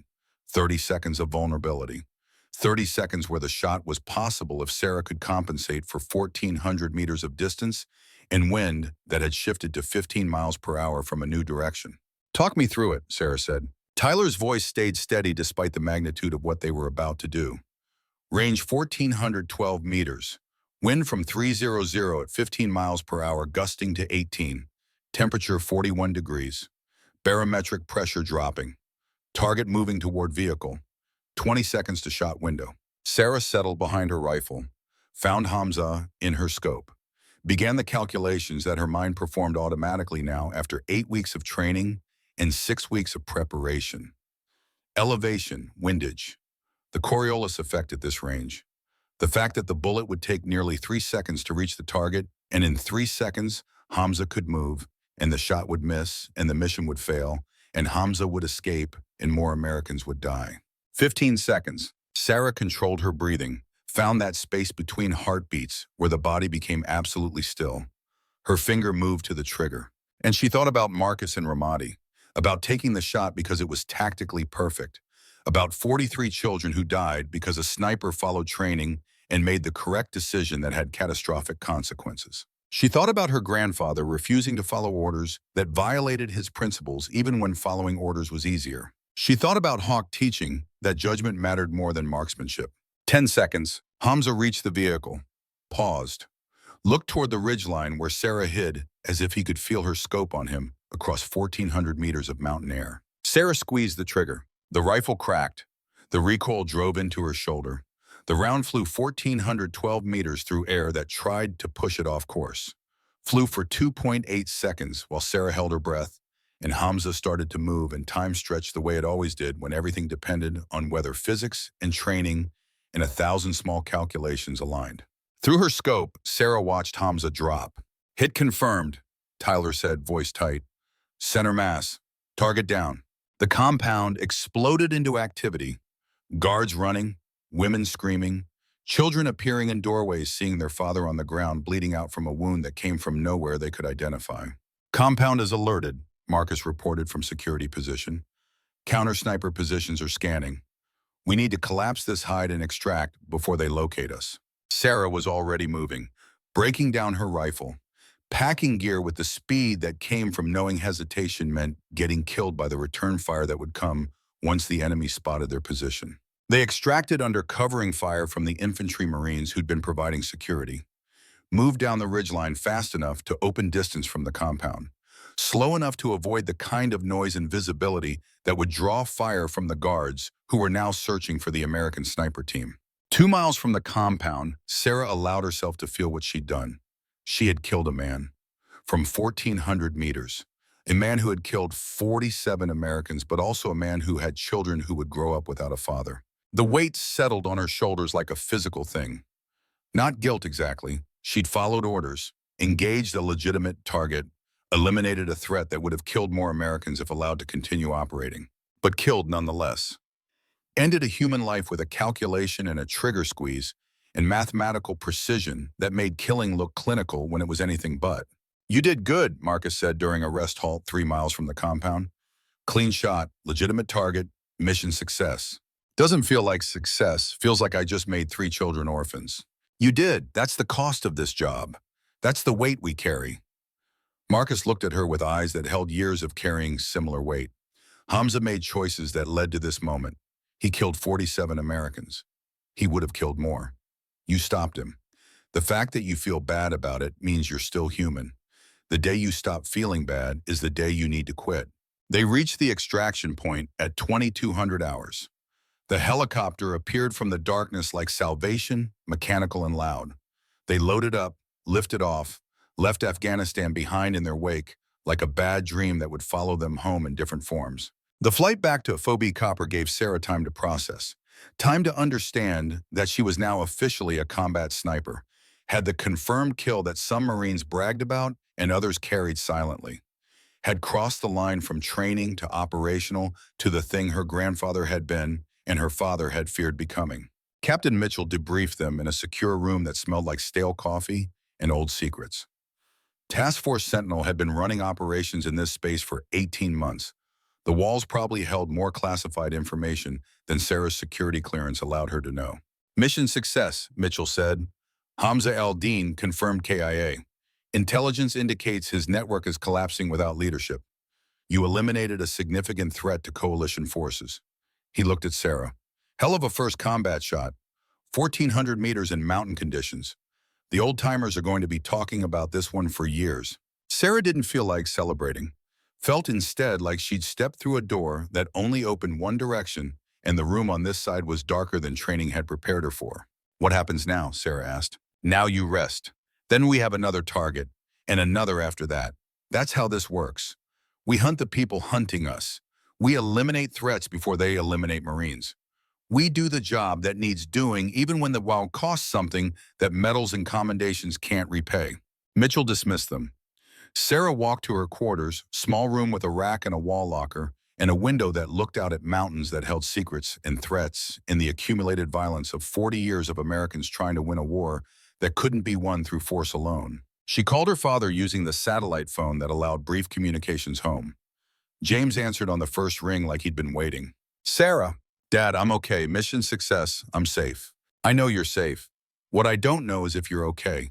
There's a difference. Sarah felt tears threaten, pushed them back because Marines didn't cry about doing their jobs. I made my first combat kill today, 1,400-meter shot, perfect conditions, legitimate target, everything by the book. And it doesn't feel like I thought it would. Doesn't feel like victory or accomplishment or anything the training prepared me for. Feels like I killed a man and his children watched him die and something in me changed that I can't change back. Her father was quiet for a long moment. Then his voice came through the connection, steady and understanding and carrying the weight of someone who'd been exactly where Sarah was now. That's normal. That's human. Your grandfather felt that after his first kill. Told me it was like losing his innocence, except it wasn't innocence exactly. It was the luxury of pretending violence wasn't real. After you kill someone, you can't pretend anymore. You know what humans are capable of doing to each other. You know that you're capable of it. That knowledge changes you. How did he live with it? He found purpose in protecting people. He told himself that every legitimate shot he made, every threat he eliminated, saved Marines who could go home to their families. The math wasn't perfect. Sometimes he had to kill someone to prevent them from killing Marines. But the alternative was letting the enemy kill Americans. He chose the lesser evil and carried the weight of that choice until the day he died. Does the weight ever get lighter? No, but you get stronger. You learn to carry it. You learn that being a good Marine doesn't mean being untouched by what you do. It means being touched by it, changed by it, and still having the courage to do it again when necessary. They talked for another 10 minutes. Father helping daughter understand what grandfather had learned about the cost of combat shooting, about carrying the weight, about staying human despite doing things that felt inhuman. When the call ended, Sarah lay on her rack and stared at the ceiling and thought about Hamza's children and the 47 Americans he'd killed in the impossible mathematics of deciding whose death was necessary and whose was tragedy. She thought about Marcus and his tremor that represented guilt made physical. She thought about her grandfather refusing to murder prisoners and dying for that principle. She thought about Hawk teaching that judgment mattered more than marksmanship, because marksmanship without judgment was just murder with precision. And she understood finally what they had all been trying to teach her. Being a sniper wasn't about shooting straight. Any Marine could learn to shoot straight given time and ammunition. Being a sniper was about carrying the weight of judgment, about deciding who lived and who died from distances so great the enemy never heard the shot that killed them, about making peace with the fact that every shot changed you and changed the world, and the changes couldn't be undone no matter how much you wish they could. Sarah closed her eyes. Tomorrow would bring another briefing, another target, another opportunity to prove she could do this job. Tonight, she would mourn the man she'd killed and the children he'd left behind and the piece of herself that died with that first combat shot. Tomorrow, she would be a scout sniper again. Tonight, she was just Sarah Brennan, 29 years old, Marine officer, granddaughter of a legend, daughter of a broken man who tried to warn her about exactly this moment. And she finally understood what they had all been trying to say. The shot that makes you a sniper is the same shot that costs you something you can never get back. The only question is whether you're strong enough to take the next shot when the time comes. Sarah would find out soon enough. Afghanistan wasn't done testing her yet. 3 weeks after killing Hamza al-Din, Sarah stood in the same briefing room where Captain Mitchell had first explained how Americans hunted Americans who'd gone Taliban. The walls still smelled like coffee and classified secrets. The maps still showed terrain that looked hostile, even in 2 dimensions. But something had changed in the 3 weeks since Sarah's first combat kill. She had changed. Marcus saw it, Tyler saw it, Mitchell definitely saw it. The way Sarah moved through the compound with quiet efficiency that suggested she'd accepted something fundamental about what she was and what she did. Not acceptance in the sense of peace, acceptance in the sense of soldiers who understood their jobs included violence, and the violence included costs that couldn't be calculated in advance. "We've got a situation," Mitchell said, pulling up new satellite imagery that showed mountains Sarah didn't recognize. 2 weeks ago, one of our intelligence officers disappeared during a meeting with an Afghan source. Lieutenant Grace Park, 28 years old, fluent Pashto speaker, one of our best analysts for understanding Taliban networks. Mitchell pulled up Park's service photo. Young Korean-American woman, sharp eyes, the kind of face that suggested intelligence and determination in equal measure. "We received confirmation yesterday that Park is being held by a Taliban cell operating in the Korangal Valley. They're demanding prisoner exchange. 5 Taliban commanders for 1 American lieutenant. State Department says no deal. Pentagon says no deal. But nobody wants to leave an American officer in enemy hands. So we go get her," Sarah said. "Not exactly. The compound where they're holding Park is heavily fortified, 20 to 30 fighters, mountain terrain that makes helicopter assault nearly impossible. Ground assault would result in significant casualties on both sides and likely Park's execution the moment Taliban realize they're being overrun." Mitchell zoomed the satellite image to show a specific building complex carved into mountainside. "This is where Park is being held. Intelligence suggests she's in the main building, under guard, probably chained or restrained to prevent escape. The Taliban commander running this cell is a man named Rashid Khan, former Mujahideen from the Soviet War. Smart, experienced. He knows we're coming eventually. What's the play? Marcus asked. Sniper option, surgical strike. You infiltrate to observation position. Wait for the right moment. Eliminate Khan and key lieutenants. Create enough chaos that a small rescue team can extract Park before the remaining fighters organize effective resistance. Mitchell looked at Sarah. This is higher risk than the Hamza mission. You'll be shooting in support of a live rescue operation. Variables you can't control. Marines on the ground depending on you to make shots that keep them alive. Miss, hesitate, or fail to engage at the right moment and people die. American people. Sarah felt the weight of it settle on her shoulders. Not the physical weight of gear and rifles, but the psychological weight of responsibility multiplied by consequence. This wasn't eliminating a threat at safe distance. This was precision fire support, where her shots determined whether Lieutenant Park came home in a helicopter or a body bag. When do we leave? Sarah asked. 2200 tonight. Helicopter insertion 15 miles from target. 3 days to infiltrate and establish observation. Rescue team inserts when you give the signal that you're in position and ready to engage. The briefing continued for 2 more hours. Terrain analysis, enemy force disposition, rules of engagement that were somehow both restrictive and terrifyingly broad. Sarah could engage any armed combatant who posed threat to the rescue team, could not engage if civilians were in the line of fire. The usual impossible calculus of modern warfare, where lawyers wrote rules that warriors had to follow in split seconds while people shot at them. They prepared through the afternoon. Sarah checking her rifle with the kind of obsessive attention that looked like ritual but was really quality control because equipment failure at the wrong moment meant mission failure and dead Marines.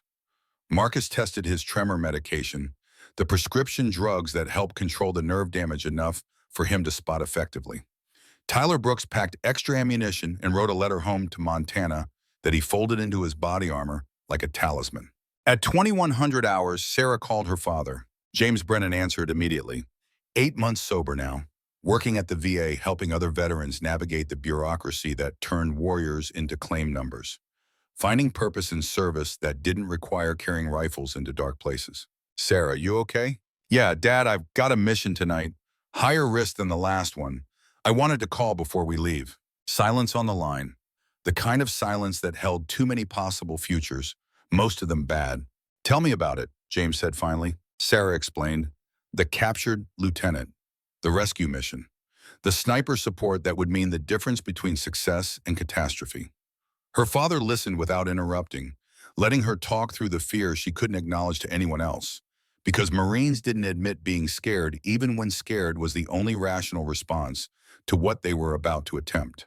Your grandfather did a mission like this, James said when Sarah finished. 1967, before he deployed to Khe Sanh. Marine pilot got shot down in North Vietnam. Your grandfather was part of the sniper team that provided overwatch for the rescue. He told me years later it was the most terrified he'd ever been because he wasn't just responsible for his own life. He was responsible for everyone depending on his shots to keep them alive. How did he handle it? He focused on the fundamentals, breathing, trigger control, the mechanical aspects that training had made automatic. He told me that when the pressure gets overwhelming, when the weight of responsibility threatens to paralyze you, you fall back on training.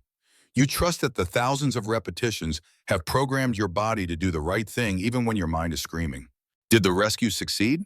They got the pilot out. Your grandfather made 11 shots over the course of the extraction.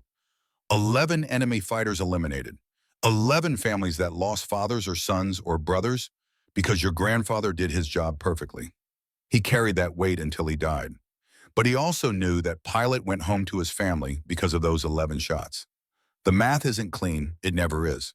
But sometimes you have to choose the lesser evil and live with the cost. They talked for another 20 minutes. Sarah trying to absorb her father's wisdom, trying to understand how to carry weight that kept accumulating with each mission, trying to believe she had the strength to do what needed doing without becoming the kind of person who enjoyed killing, even when killing was necessary. I'm proud of you, James said before they disconnected. Your grandfather would be too.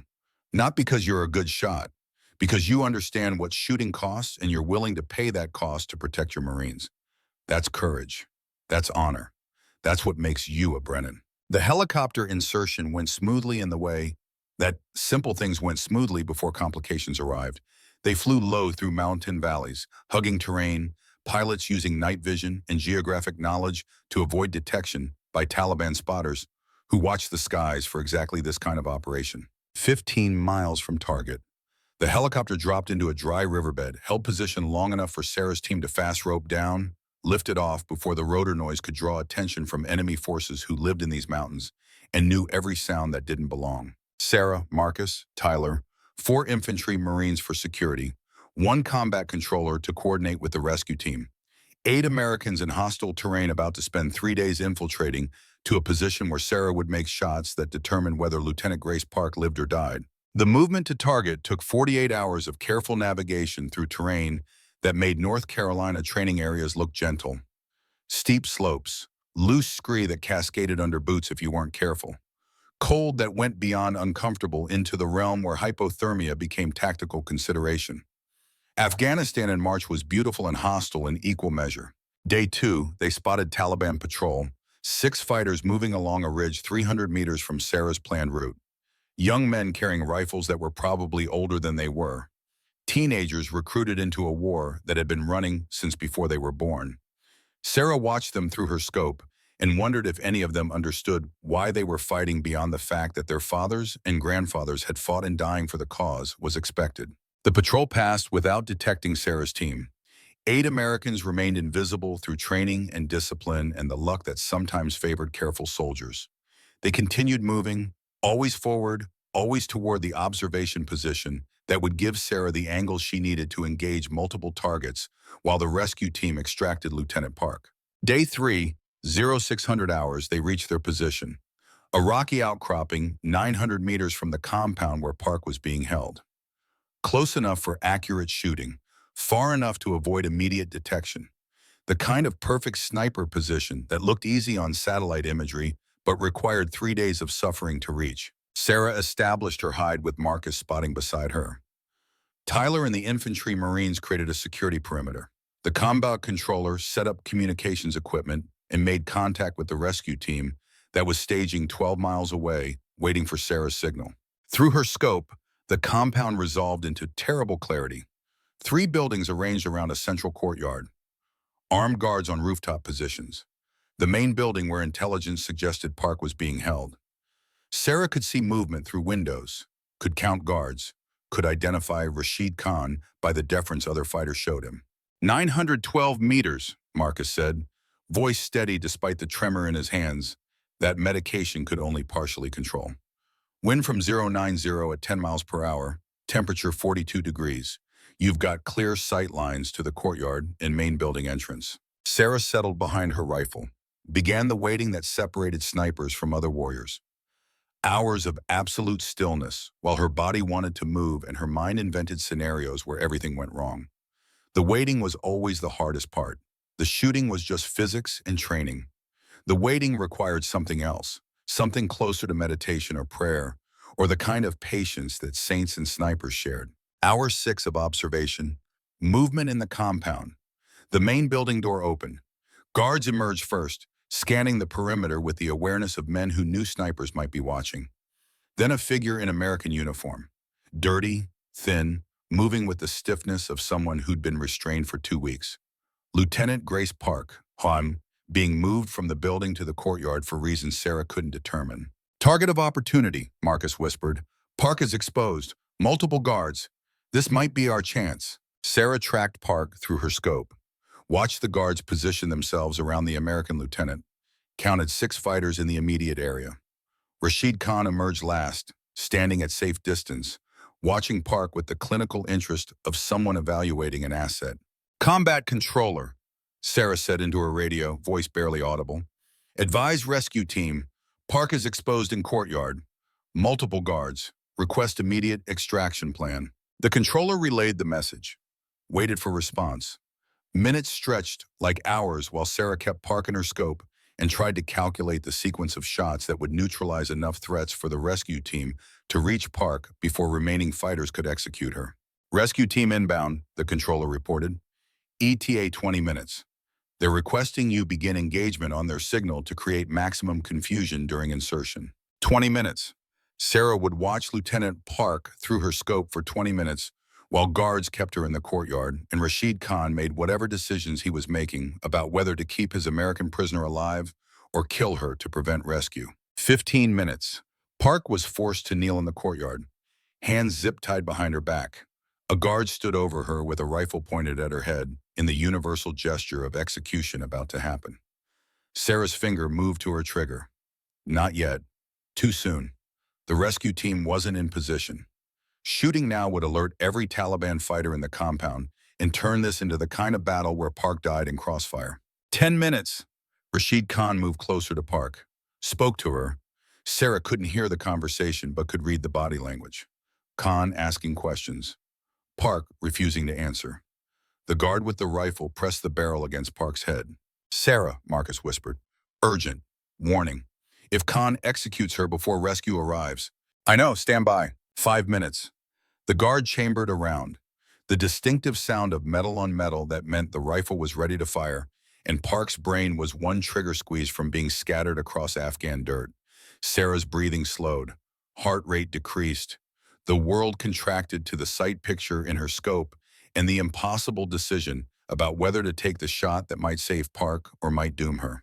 Rescue team is 3 minutes out, the controller reported. They're requesting you engage now to draw attention away from their insertion point. Sarah made the decision, moved her scope from Park to the guard holding the rifle.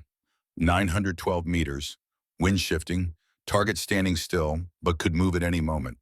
Missed this shot and Park died.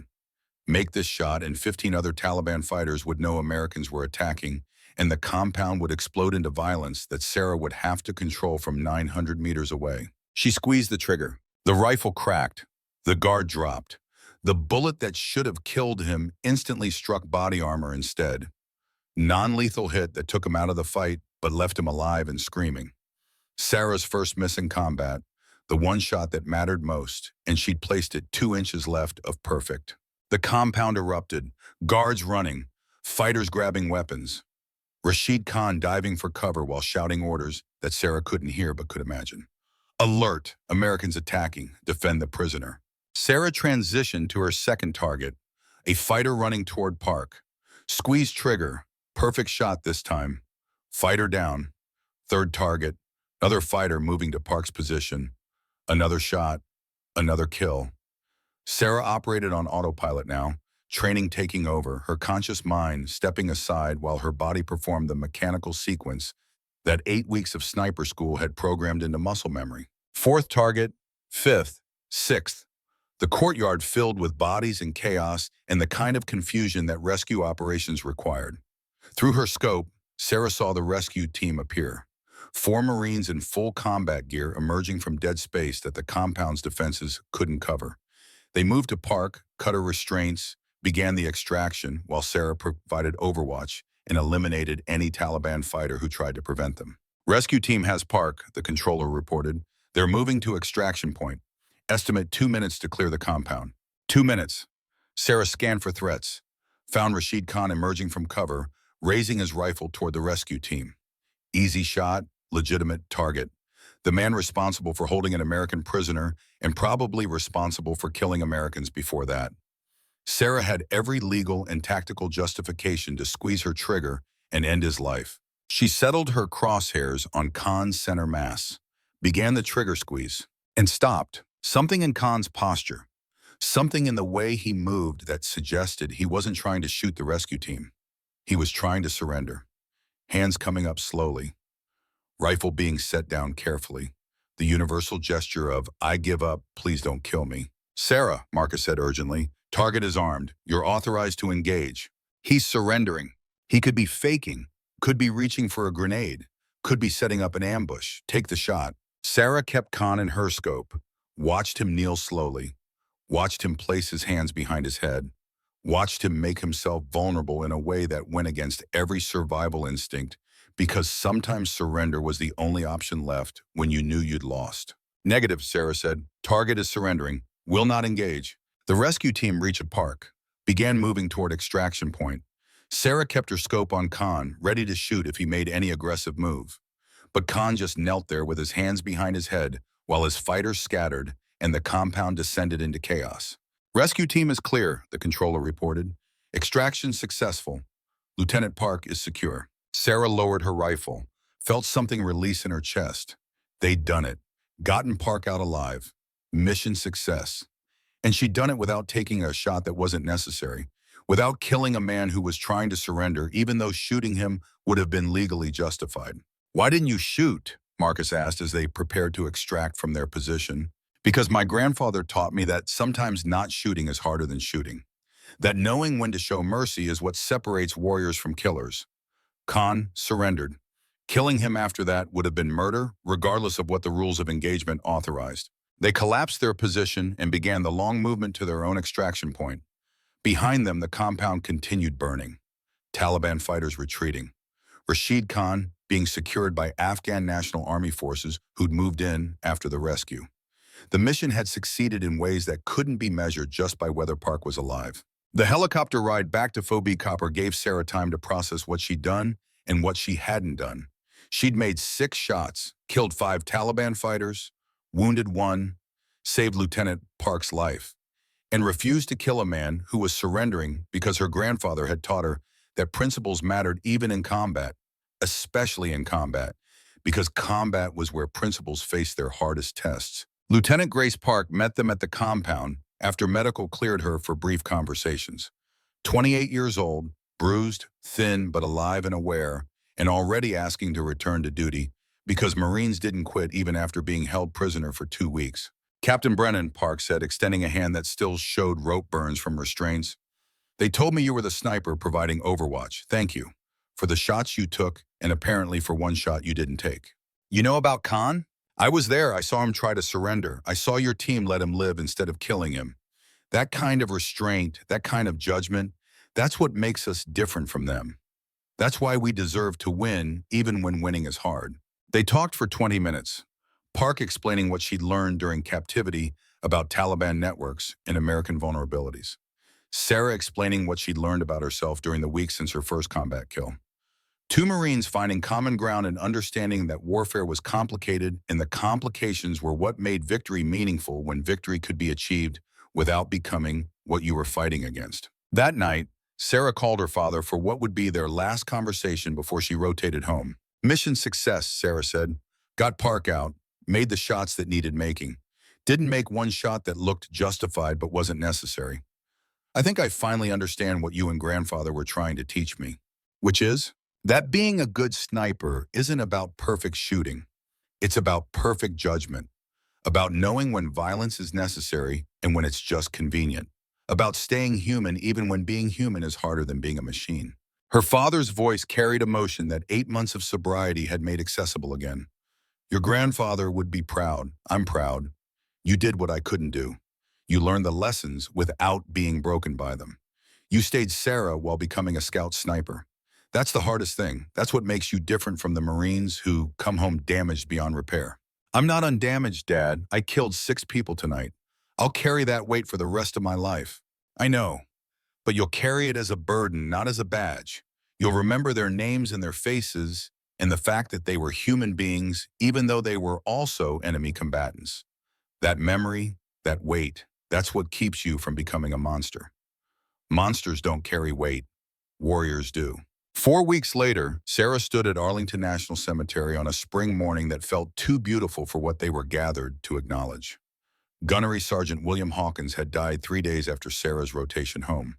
The lung cancer he'd been managing through sheer stubbornness finally overwhelmed his body's ability to keep fighting. The funeral was full military honors.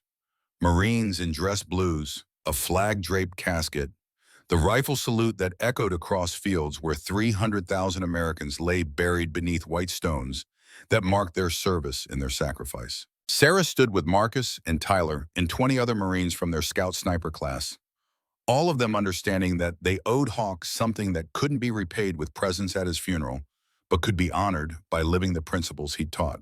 After the ceremony, Sarah walked to another grave. Section 60, row 32, stone that read Patrick J. Brennan, Gunnery Sergeant, United States Marine Corps, Medal of Honor, 1944 to 1968. Her grandfather's grave. The man who'd refused illegal orders and died, proving that principles mattered more than career advancement. The legend who'd become human through classified reports and her father's confessions, and Hawk's teaching about judgment mattering more than marksmanship. Sarah placed her scout sniper badge on the grave, not permanently, just long enough to complete a ritual she'd been planning since graduation. She knelt beside the stone and spoke to a man who'd been dead 36 years before she was born, but whose influence had shaped her entire life. I made it, Grandpa. Scout sniper, top of my class, combat deployment, 6 confirmed kills. But more importantly, one shot I didn't take because you taught me that knowing when not to shoot is what separates warriors from murderers. I understand now. I understand what Khe Sanh cost you. I understand why you refused those orders. I understand that dying for principles wasn't suicide. It was the only choice you could make and still be the Marine you wanted to be. Sarah stood, retrieved her badge, felt her father's presence before she saw him. James Brennan approaching through the rows of white stones, 62 years old, sober 9 months, wearing his old uniform that fit better now that sobriety had returned discipline to his life. They stood together at Patrick Brennan's grave, 3 generations of Marines connected by blood and service, and the understanding that warfare demanded pieces of your soul as payment for keeping others safe. He'd be proud, James said, not just of your shooting, of your judgment, of the fact that you learned his lessons without being destroyed by them the way I was. Why were you destroyed, Dad? Really, what broke you? James was quiet for a long moment. Then he spoke with the honesty that sobriety and time had made possible. I tried to be him, tried to be the legend instead of being myself, tried to prove I was worthy of his sacrifice by being harder and better and more committed than any Marine around me. And when I couldn't live up to what he was, when I made mistakes he wouldn't have made, when I learned I was just human instead of heroic, I broke. Blamed him for setting a standard I couldn't reach. Blamed the Corps for expecting me to be someone I wasn't. Blamed everyone except myself for not understanding that I didn't have to be Patrick Brennan. I just had to be James Brennan doing my best. And now? Now I understand that his legacy isn't about being perfect. It's about having principles and defending them, even when defending them costs everything. You proved you have those principles. You proved you can carry his legacy forward without being crushed by it. That's what makes me proud. That's what makes you worthy of that badge you're wearing. They left Arlington together. Father and daughter, both veterans, both carrying weight from their service, both understanding that the weight was price of protecting people who would never know their names or understand their sacrifices. 6 months after returning from Afghanistan, Sarah received orders to Marine Corps Scout Sniper School as an instructor, the position her grandfather never got to fill because he died at Khe Sanh before his teaching assignment began. The position her father had been too broken to accept because his own demons made him unsuitable for training others. Sarah arrived at Camp Lejeune on a morning that reminded her of graduation day. Crisp, clear, full of possibility and challenge, and the weight of expectations that came with being the granddaughter of Patrick Brennan, returning to teach in the school where he'd become legend. Master Sergeant Chen met her at the compound entrance. Older now, graying, but still carrying himself with the quiet competence that had made him valuable support for decades of Marine snipers.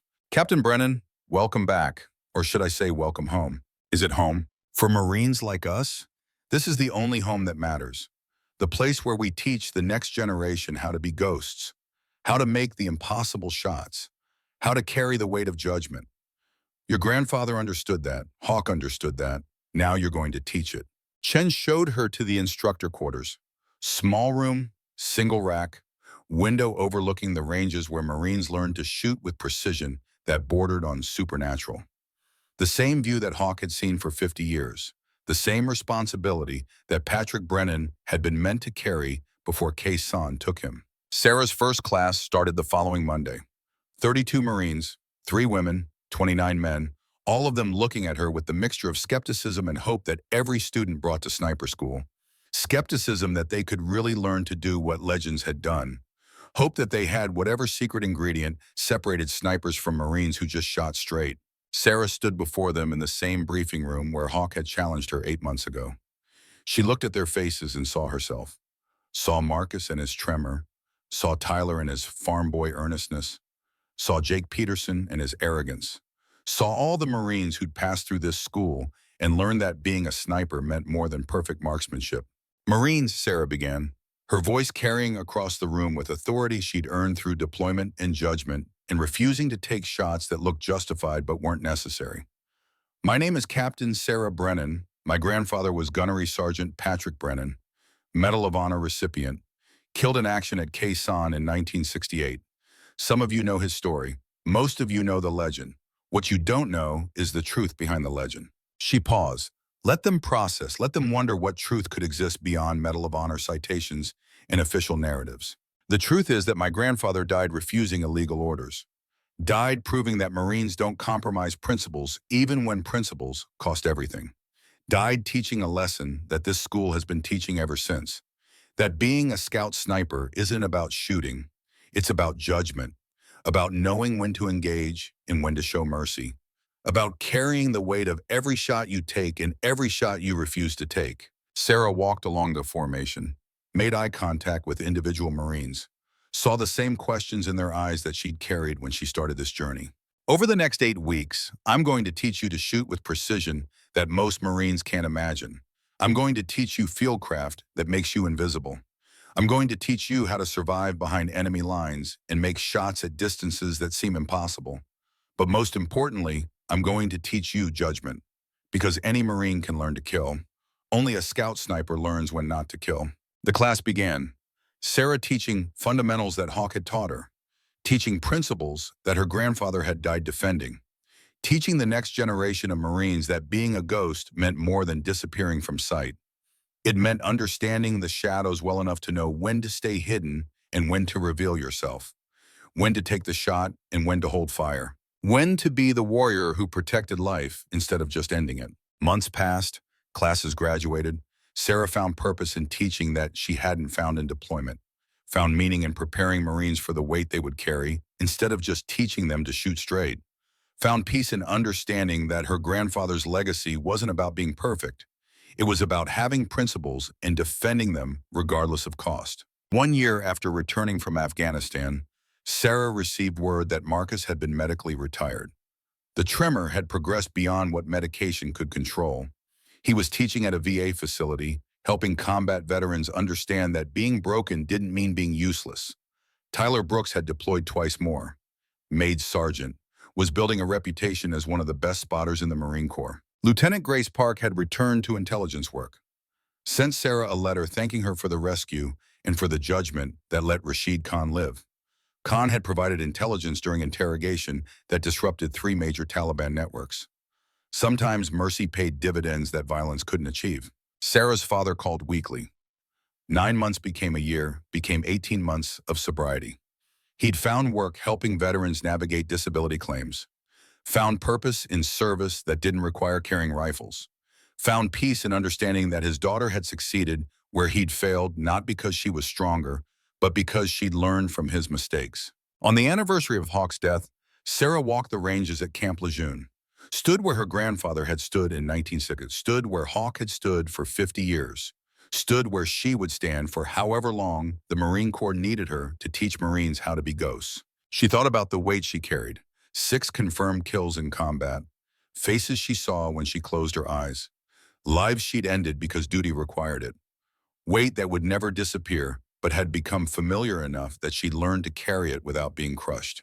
She thought about Rashid Khan kneeling in that Afghan courtyard, the shots she didn't take, the mercy she showed, the understanding that sometimes not shooting was harder and more important than shooting. She thought about her grandfather refusing orders at Khe Sanh, dying for principles that the Marine Corps wanted to forget, becoming a legend whose truth was more complicated and more meaningful than the simplified version that citations told. And she understood finally what they'd all been trying to teach her from the beginning. Being a Marine wasn't about being perfect. It was about having principles and living them even when living them was hard. Being a sniper wasn't about shooting straight. It was about judgment and mercy and understanding that the measure of a warrior wasn't how many enemies you killed, but how many times you showed restraint when killing would have been easier. Being a Brennan wasn't about living up to a legend. It was about understanding that legends were just humans who made hard choices and carried the weight of those choices until the end. Sarah looked toward the mountains beyond the ranges, thought about all the Marines who would pass through this school, all the snipers who would deploy to mountains in Afghanistan or Iraq or wherever Americans decided they needed to fight next, All the men and women who would carry rifles and make shots that changed lives and changed themselves. She would teach them to shoot, but more importantly, she would teach them to judge, to know when violence was necessary and when it was just convenient, to understand that being a ghost meant disappearing from the enemy's sight, but never disappearing from your own conscience. To remember that the shot that makes you a sniper is often the shot you choose not to take. Sarah turned back toward the compound. Another class was starting next week. Another 32 Marines would try to become something more than they were. Some would succeed, some would fail. All would learn that being a scout sniper meant carrying weight that most humans couldn't imagine. Weight that Sarah Brennan, granddaughter of Patrick Brennan, daughter of James Brennan, student of William Hawkins, had learned to carry with honor and principle, and the understanding that sometimes the hardest shot to make was the one you refused to take. She walked toward the instructor building where her students waited. Another generation of ghosts ready to be taught. Another chance to pass forward the lessons that had been passed to her. Another opportunity to prove that principles mattered more than convenience, that judgment mattered more than marksmanship, and that being a warrior meant staying human even when humanity was the hardest thing to maintain. Sarah Brennan, scout sniper, instructor, keeper of her grandfather's legacy, was ready. The ghosts were waiting, and she would teach them well.